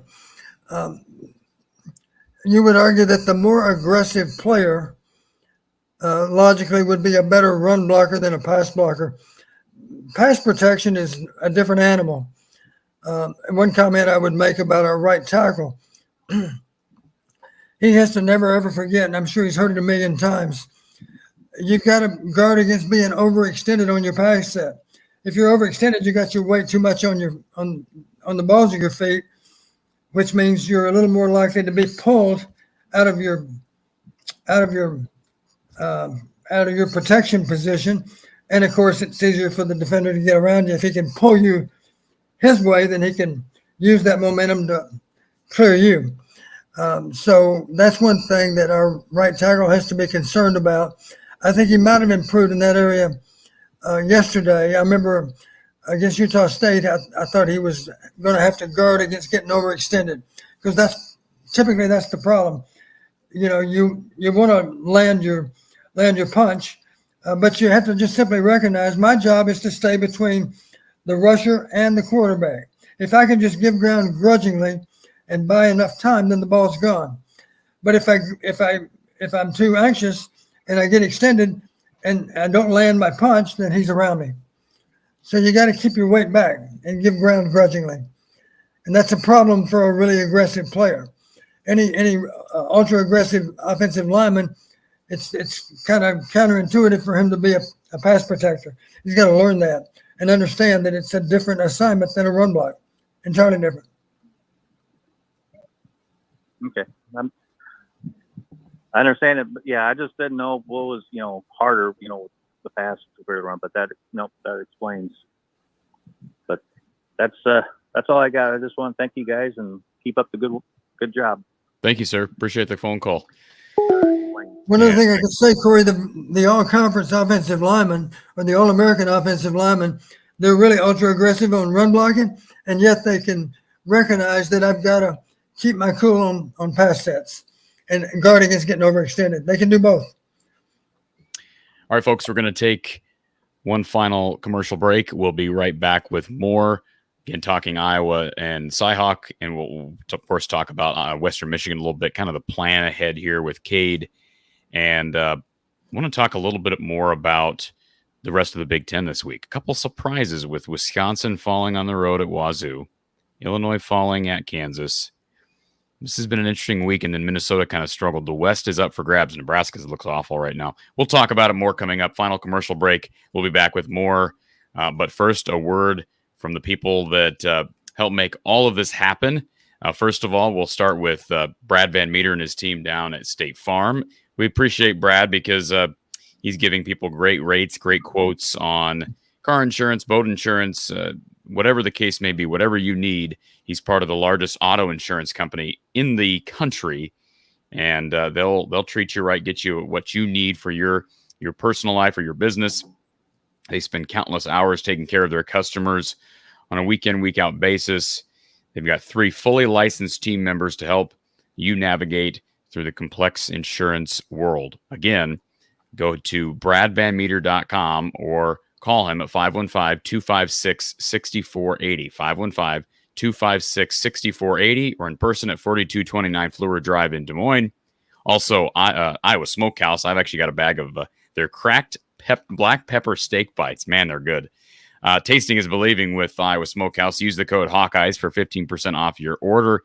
Doesn't this picture just make you want game day back already? It's hard to wait 6 days for the next game day. But, of course, there's NFL games and college games throughout the week. So you need to have your fair share of snacks, and they've got their fair share of variety between their steak bites. They've got jerky, traditional jerky. Their salsa's great. Their barbecue sauces. They've got ketchups, custom homemade ketchups.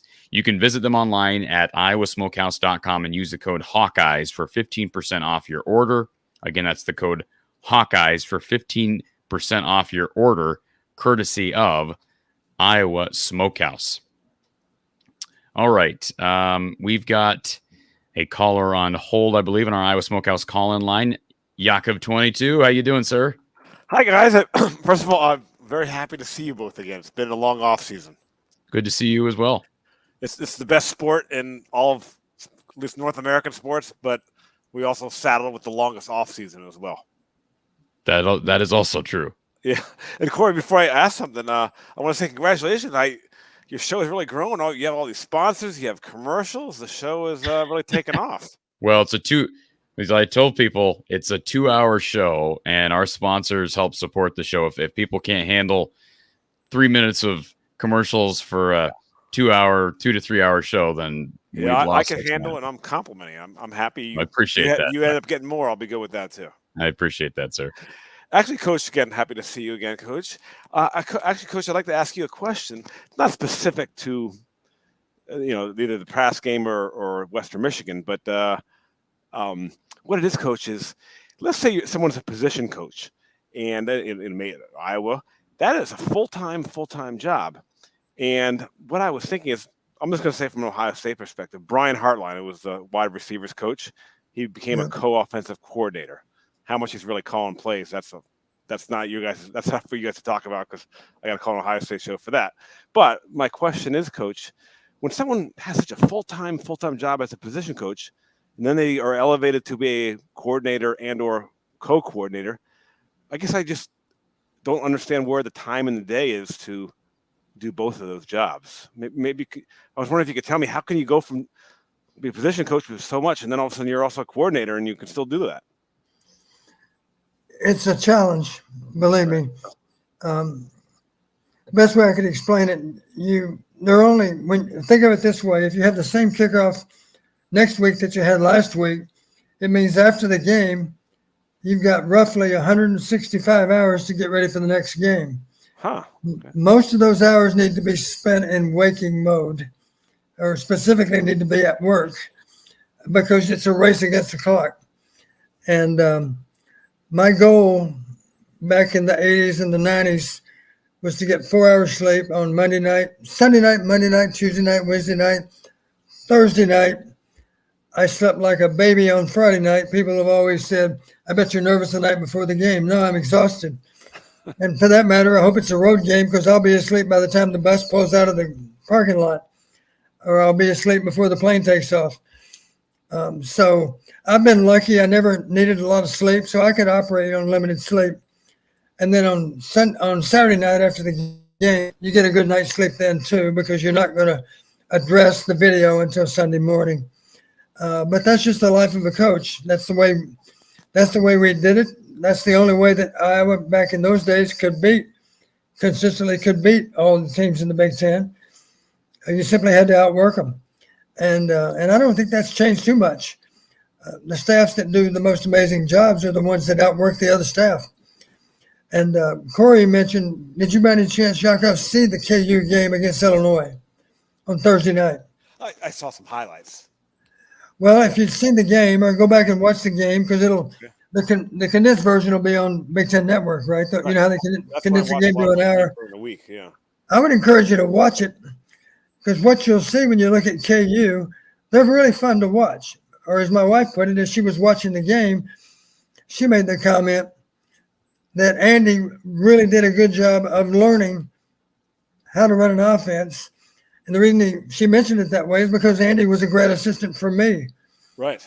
Back at Western Illinois. Yeah. And if you looked at the game or look at the highlights of the game or the condensed version, the hour-long game on Big Ten Network, you'll be amazed at how many different ways they have of getting the ball downfield. I say getting it downfield. I'm talking about advancing it both by run and throw. Just very, I'll put it this way. I congratulated Andy after the game. I said, Andy, I texted him. I hadn't talked to him in a long time. I said, Andy, I saw the game tonight. Congratulations, because your offense was both innovative and imaginative, and I could not be more prouder of you for how you did your job tonight. And he did text me back on that same Thursday night, and he said, thanks, Coach. That means a lot. Oh, good. So my point is, you need to be able to not just out-execute the other team. You need to be able to out-game plan the other team. You need to be able to out-coach the other team by making game-time adjustments too. You need to do all of those. Otherwise, you're not going to win with the kind of consistency that you want. Right. Okay. Well, thank you, Coach. And I guess my one last question I'll ask, Coach, is obviously Iowa coaches could never say this type of thing publicly. But in truth, this week, are they really working on Western Michigan, or are they all Penn State this week? Again, I know the coaches can't say that. Players will never make a thing publicly like that. Maybe Corey wants to answer that too, from a different perspective. But I think, Coach, I'm thinking they're working more Penn State. But I have no idea, for the record, Don. Well, here's the reality. I'm not disrespecting Western Michigan. I'm just saying you need to be focused on the next opponent, right? Because honestly, it's entirely possible that you would confuse one defensive scheme that you're seeing this Saturday with the other defensive scheme that you're seeing a week later. I didn't even think about that. Yeah. For that reason, you need to focus. Now, you might spend a little bit of time, or maybe you have a particular coach to take a look at the opponent that's still a week away, an extra week away. But it's not going to be the play caller. I can just about promise. Play caller, his entire focus needs to be on that opponent that's right there in front of him on game day. Okay. So I'm glad you said that. I was a little too dismissive of Western Michigan there, but maybe there is a reason to work on that. So I understand that, guys. Thanks again. It's great. I'm glad the off season's over. Football's here. I can hear. I enjoy hearing the high school. I live about a mile from high school. I love hearing the practice in the evening, and there's a little, not much, but a little cooler. That means football's here. It'll get cooler. Yes. Have a good evening, gentlemen. Appreciate it. Thanks for the call, Yakov.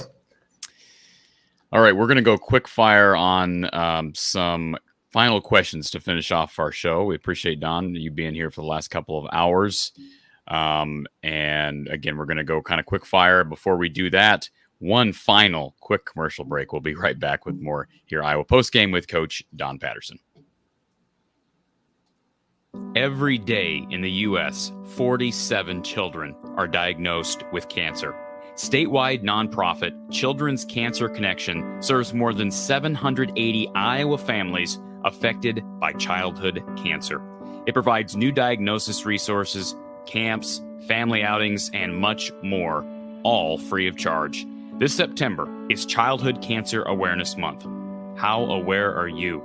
Learn more, volunteer, or donate at childrenscancerconnection.org. That's childrenscancerconnection.org. Imagine the Possibilities is dedicated to empowering people to reach individual achievement across the spectrum of life. We believe in creating lasting relationships, empowering people for success, and cultivating joy. Our team of passionate people work each day to serve our communities in ways that create a lasting impact. We believe in creating opportunities for people with disabilities to achieve goals, build skills, and celebrate all that's possible. If you want to learn more about us or join our exceptional team, visit us at imagineia.org.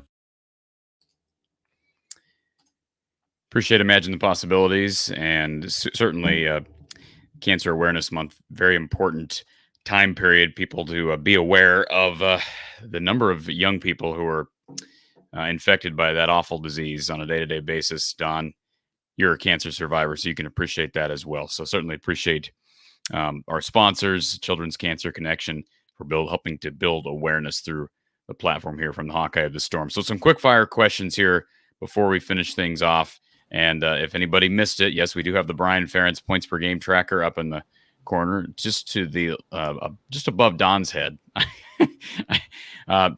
Right now, the count is 22 points per game. The number is going down because they were 24 points per game last week. They scored 20 points this week. Average those two outs, 22 points per game. I explained this to people yesterday, Don. If you really want to keep track of how we're looking at this, the font color, the 22 points per game color, is going to be red if we're below the 25-point threshold. It's going to be green if we're at or above the 25-point per game threshold. The little arrow above Brian's hand there, that arrow is going to be going down and will be red if we're heading in the wrong direction or in the opposite direction that Brian wants to head to. And it will be going up and green if we're heading in toward 25 points per game or higher. So I'll predict that next Saturday night after the game, it'll be green. You're going to have a little green arrow. I don't know. Will the font be green? I think the font will be green also. They need to score. How many points do they need to score to bring the season average? You're a math. 44. We need to get to 75, right? So we got to have 31 points. I hope so. That's a good goal. That's a good goal. We're green all over the place. Yeah. So Brock wants to know why the defensive touchdowns count toward Brian's 25 point per game threshold. I don't think either one of us have an answer to that. No, it doesn't make any sense. If we're evaluating an offensive coordinator by points per game, which according to the staff and Kirk specifically has said that he evaluates his coaches not based on total yardage or points per game. He evaluates them based on wins and losses, which I don't completely agree with. Not coordinators, not position coaches. That makes no sense to me.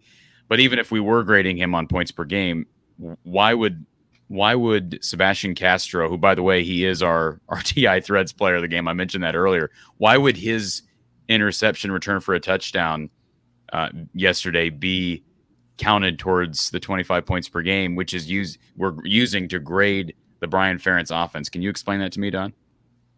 I cannot. Okay.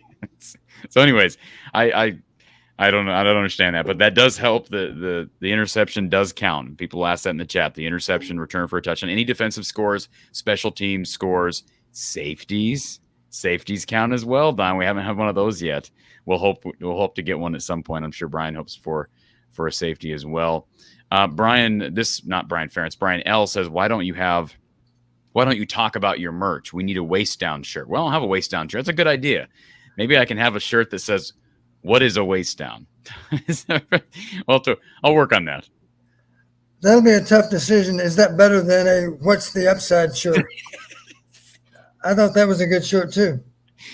Double Trouble Dad Squad. It's hard for me to believe that Parker Dejan and Rusty Feth are that far behind the current starters. Well, Rusty's playing, isn't he? Am I wrong? Rusty was out there, I believe, in the first half, as I recall. Yeah, I think Dejan's the one that seems to be further behind Dunker. Yeah. Is that surprising to you? He's missed a lot of time. It is disappointing. Of course, the game we couldn't really put it away until late stages. I'd be shocked if he doesn't get more playing time this weekend. This is fake news. Silas says it's not defensive points scored included. It's only offensive point scoring. That is not true. That's a misnomer. I'm sorry. That is not true. Go back and read the contract stipulation. That's not true. Eric wants to know if Caden Weegan played at all in Ames. Yes, he did.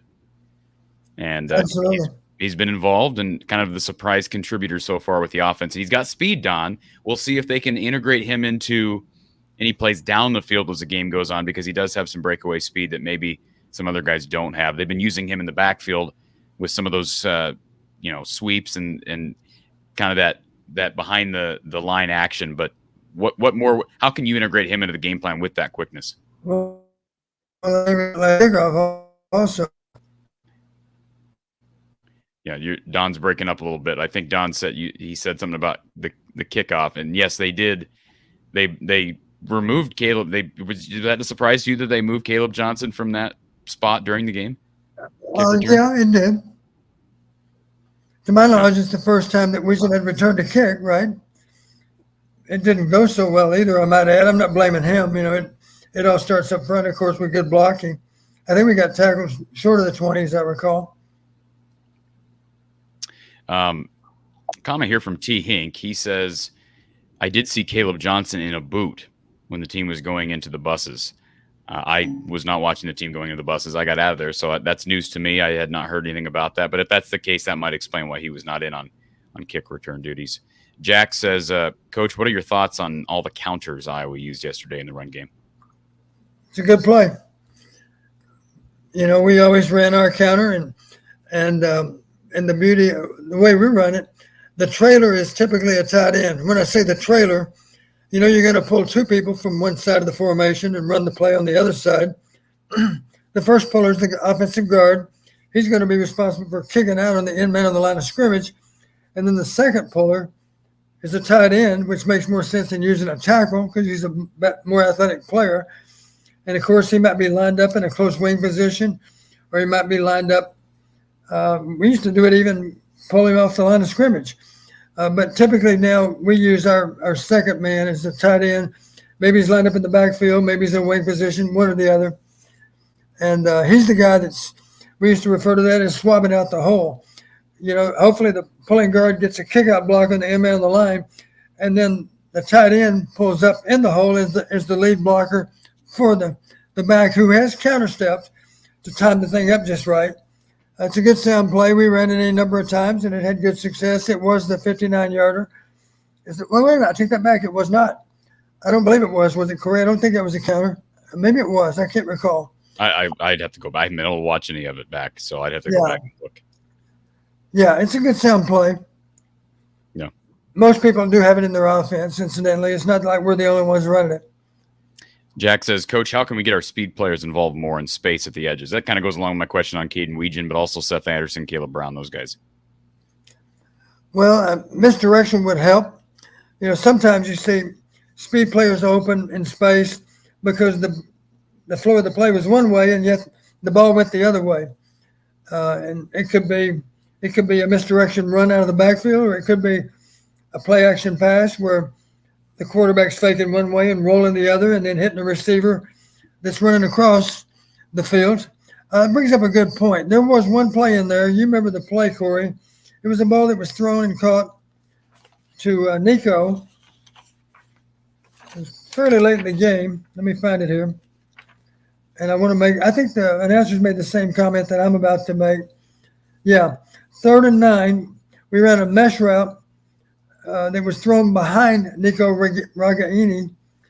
And the reason it's so important, you'll know Corey talking about there's two kinds of pass routes. There are routes that give a receiver a chance to run out with the ball after the catch. In other words, he's able to continue running the way he was running. And there are other kinds of passes where maybe the receiver is squared up to the quarterback. He's looking for the ball to be thrown right here in his chest. And then from there, of course, he's basically stationary. He's a good stationary target. It's easier to hit a stationary target, of course. The only negative, he's got to try to wheel out of that position he's in to get downfield. You remember the play I'm talking about. Nico was running from right to left. It was against man coverage, but there was a safety in the back end that recognized it was a mesh play. And the only problem with the throw, Cade was upset with himself as he should have been. He threw it behind Nico. What did Nico have to do? He had to rotate his hips back to the backside, catch the ball. But when he did that, he also presented his shoulder pass to the defender. So the trick is to keep the ball in front give Nico a chance to catch it on the dead run. And now when he catches it on his outside shoulder, he can secure the ball outside arm and now be in position to fight off that tackler that's coming from inside. He was unprotected on the play. It was an easy tackle for the safety. We gained next to nothing on it, in large part because of ball placement. That one was on Cade, and Cade knew it was on Cade because he was upset with himself for not making a more accurate throw and not giving Nico a chance to run out with the ball, as we said.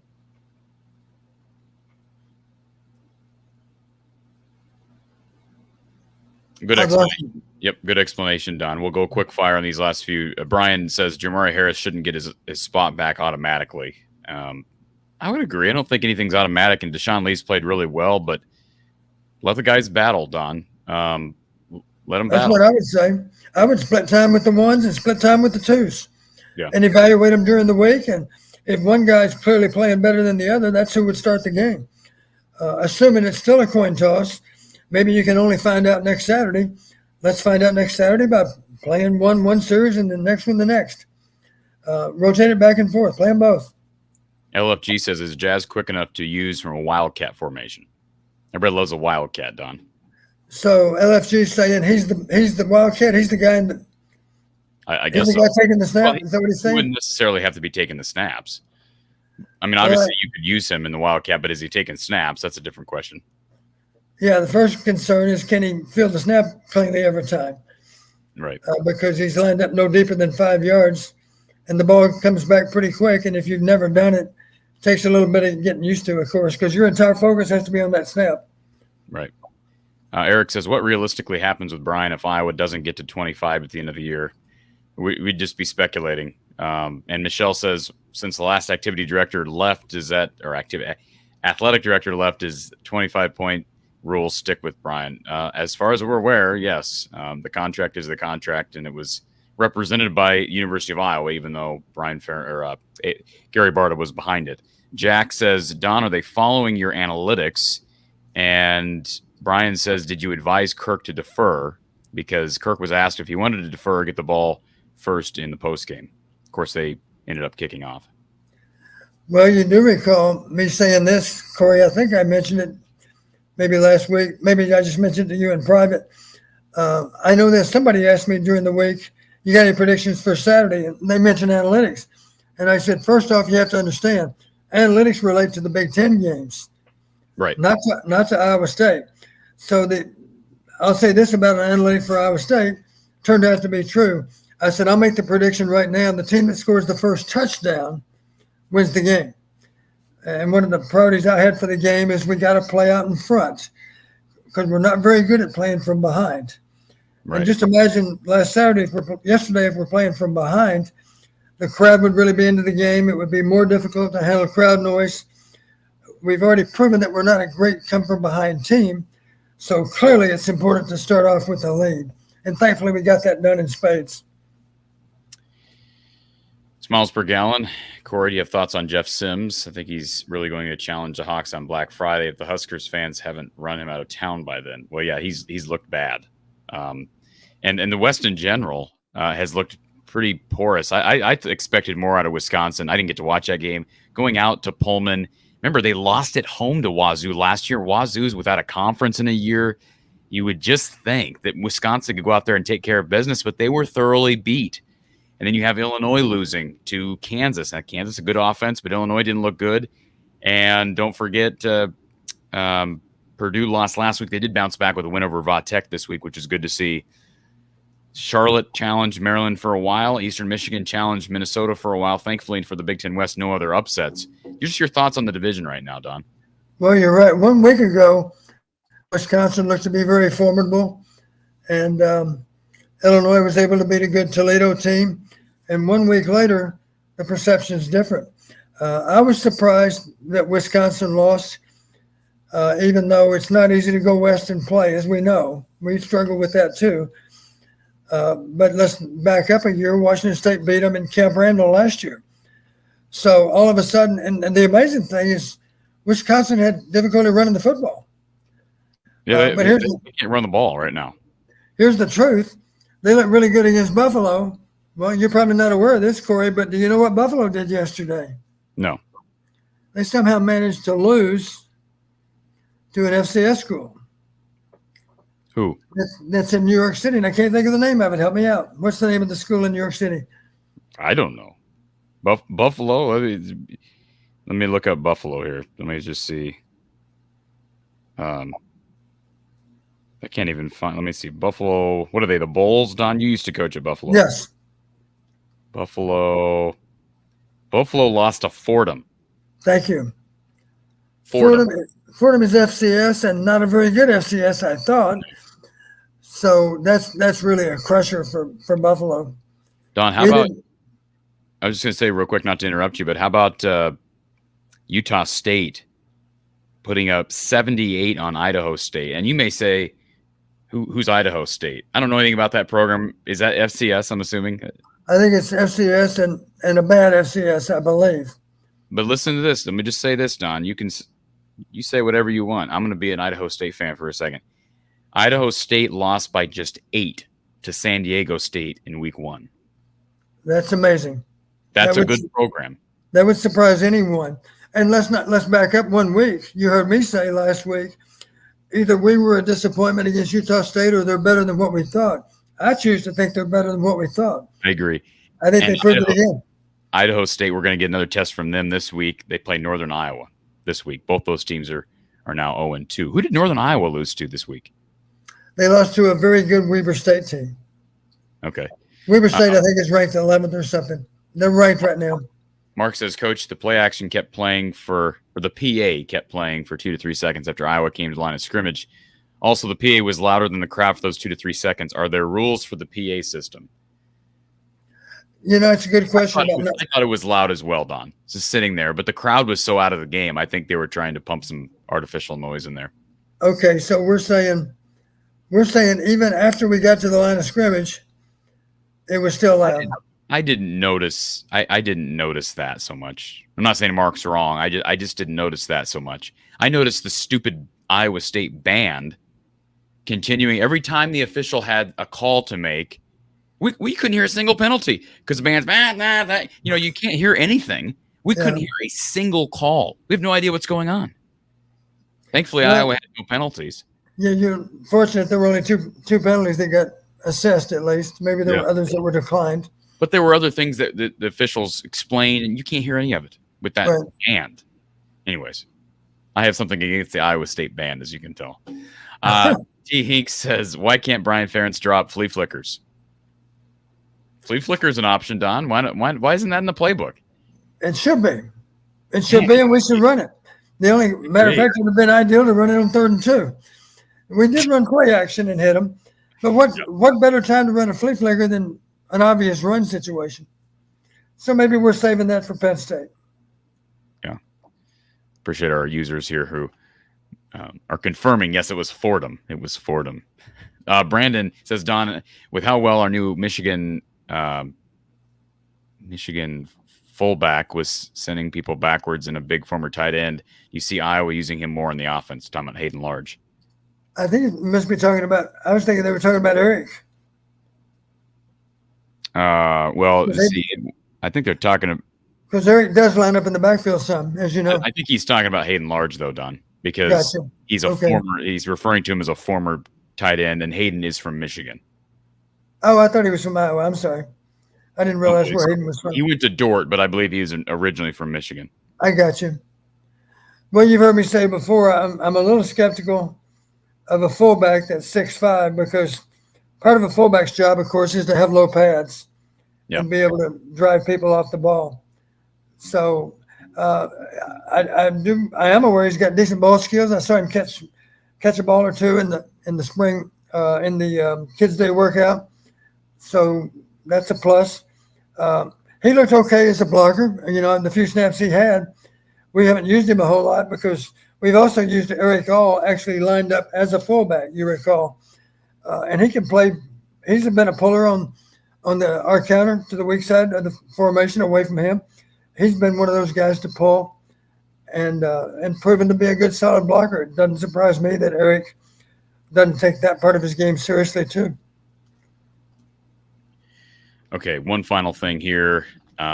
from South Bend Hawkeye. Don, how does a coach keep a kid motivated and successful when he's not really being used in the offense? He's referring to Caleb Brown. And they are trying to get him involved. They've tried to get him involved, as you said. They tried against Utah State as well a time or two. Yeah, I mean, that's why I'm guessing the average fan had no idea that we actually were trying to throw him the ball on our first drive.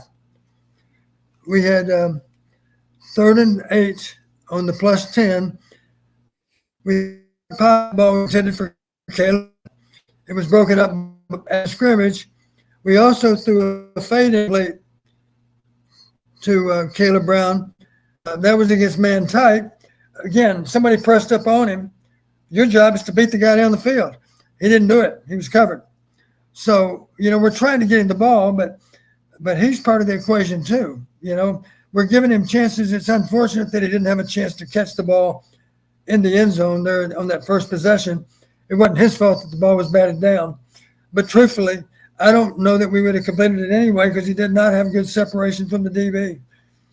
So we're giving him opportunities.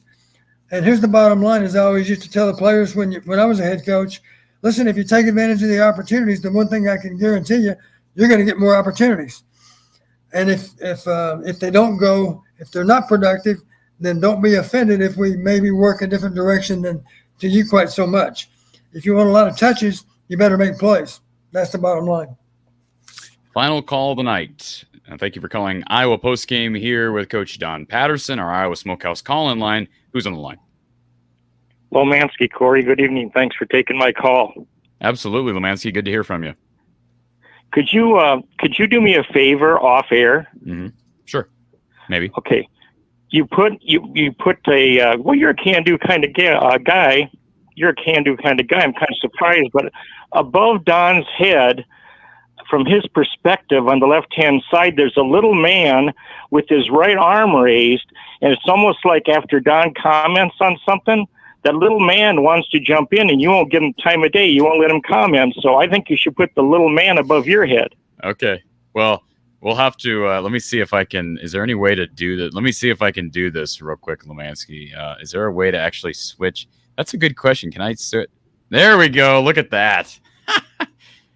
Your wish is my command, Lomansky. We just pulled it off. I just don't want two coaches in the same room, Brian can hang out with me for a while. The only reason I like the other way better, Corey, is I can think of myself as being your right-hand man. Okay. All right, let's go back then. Boy, when you get used to a certain play call and a pattern, I'm really discombobulated looking at you guys now. It's kind of weird. I appreciate that, Lomansky.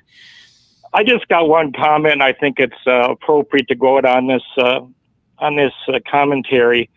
Is that well? I'm glad. I know how Corey's marriage goes because he just flipped it back the other way. but anyway, Don, I remember when Bowlesby introduced Kirk as a new head coach of Iowa, and I thought about all those other guys that applied and didn't get the job. So I'm glad you got to be a head coach and you had so much success. I wanted to mention that, and that leads into my comment, is that Corey earlier talked about the scandals in the Big Ten. And of course, I sat in the 40-yard line when number 1 Iowa defeated number 2 Michigan, and Jim Harbaugh got his you-know-what handed to him. And so I've always kind of, what's the right word? I love beating Michigan. I love beating Ohio State. They're talked about a lot, but very proud of the Iowa program. The thing that is compared to, and I think about, what if Don had gotten the head coaching job at Iowa? I would have been very pleased and very proud of what he would have done there. When I compare, and this is what I want you both to comment on, what's alike and different. Corey, you were 6 years old and you had your mom's hand walking down the sidewalk for some of those years. But Hayden was a character, and Don's got some of that Haydenism. He's got that sense of humor. He's got that he used 2 words. Imagination was one of them as far as play calling. Innovation was the other one. And Corey, I feel bad you didn't get to see those days, because those play calls were second to none in the Big Ten. the one thing that Kirk probably doesn't have, and he admitted it when he took the Iowa job, was Hayden's personality. And one of the media said right to Kirk when he was being introduced as a coach, how you go follow Hayden? And I kind of fell in love with Kirk right away because he said, there's only one Hayden Fry. And Don said it.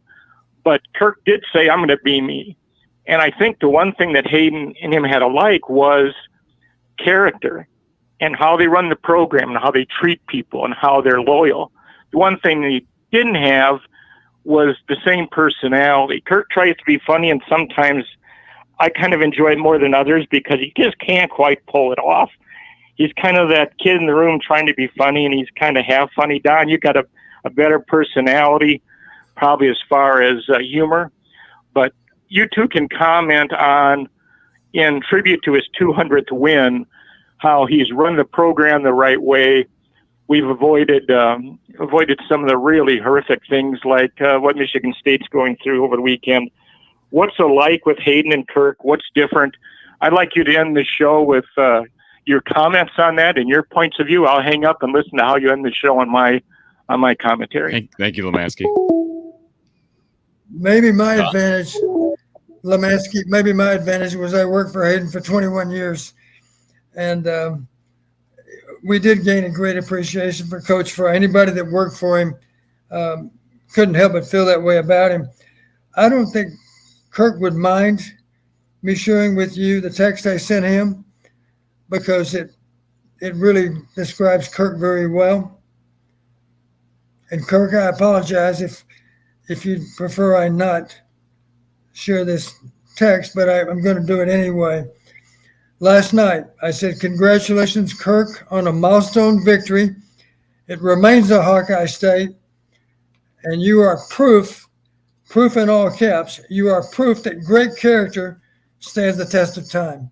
That's Kirk Ferentz. And I'm proud to know him as a friend and a former colleague. Absolutely.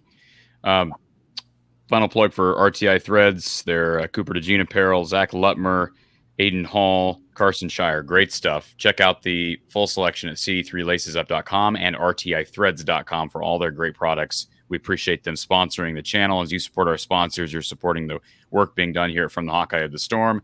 Again, final from Saturday, Iowa defeating Iowa State in the Cy-Hawk game. The Hawkeyes are 2-0. They head to Kinnick for Western Michigan Saturday at 2:30 p.m. Central Time on BTN. We'll have some time to think about that game here in the coming days, and we'll see what they do with Cade, Don. We've talked a lot about that scenario. Perhaps they sit him, perhaps they don't. I would lean that direction, but of course, we're not there every day. But I think it's fair to say Iowa's got a good chance of being 3-0 heading into a whiteout in Happy Valley. So we'll have you for a normal post game next week because I'll finally be home. I will not be at the game on Saturday. I'm flying solo here on Limerick Lane, huh? Yeah, that's right. You'll be flying solo, but you'll be at the game and you'll jump on as soon as you're done. We'll get Tom Kakert on to get some reaction from Kirk. It'll be a fun Saturday. Don, thank you for taking the time on a Sunday, and we'll talk to you later in the week. Always a pleasure, Corey. All right, folks, for Coach John Patterson, I'm Corey Braddock from the Hawkeye of the Storm in Iowa post game with Coach John Patterson. We'll talk to you next time.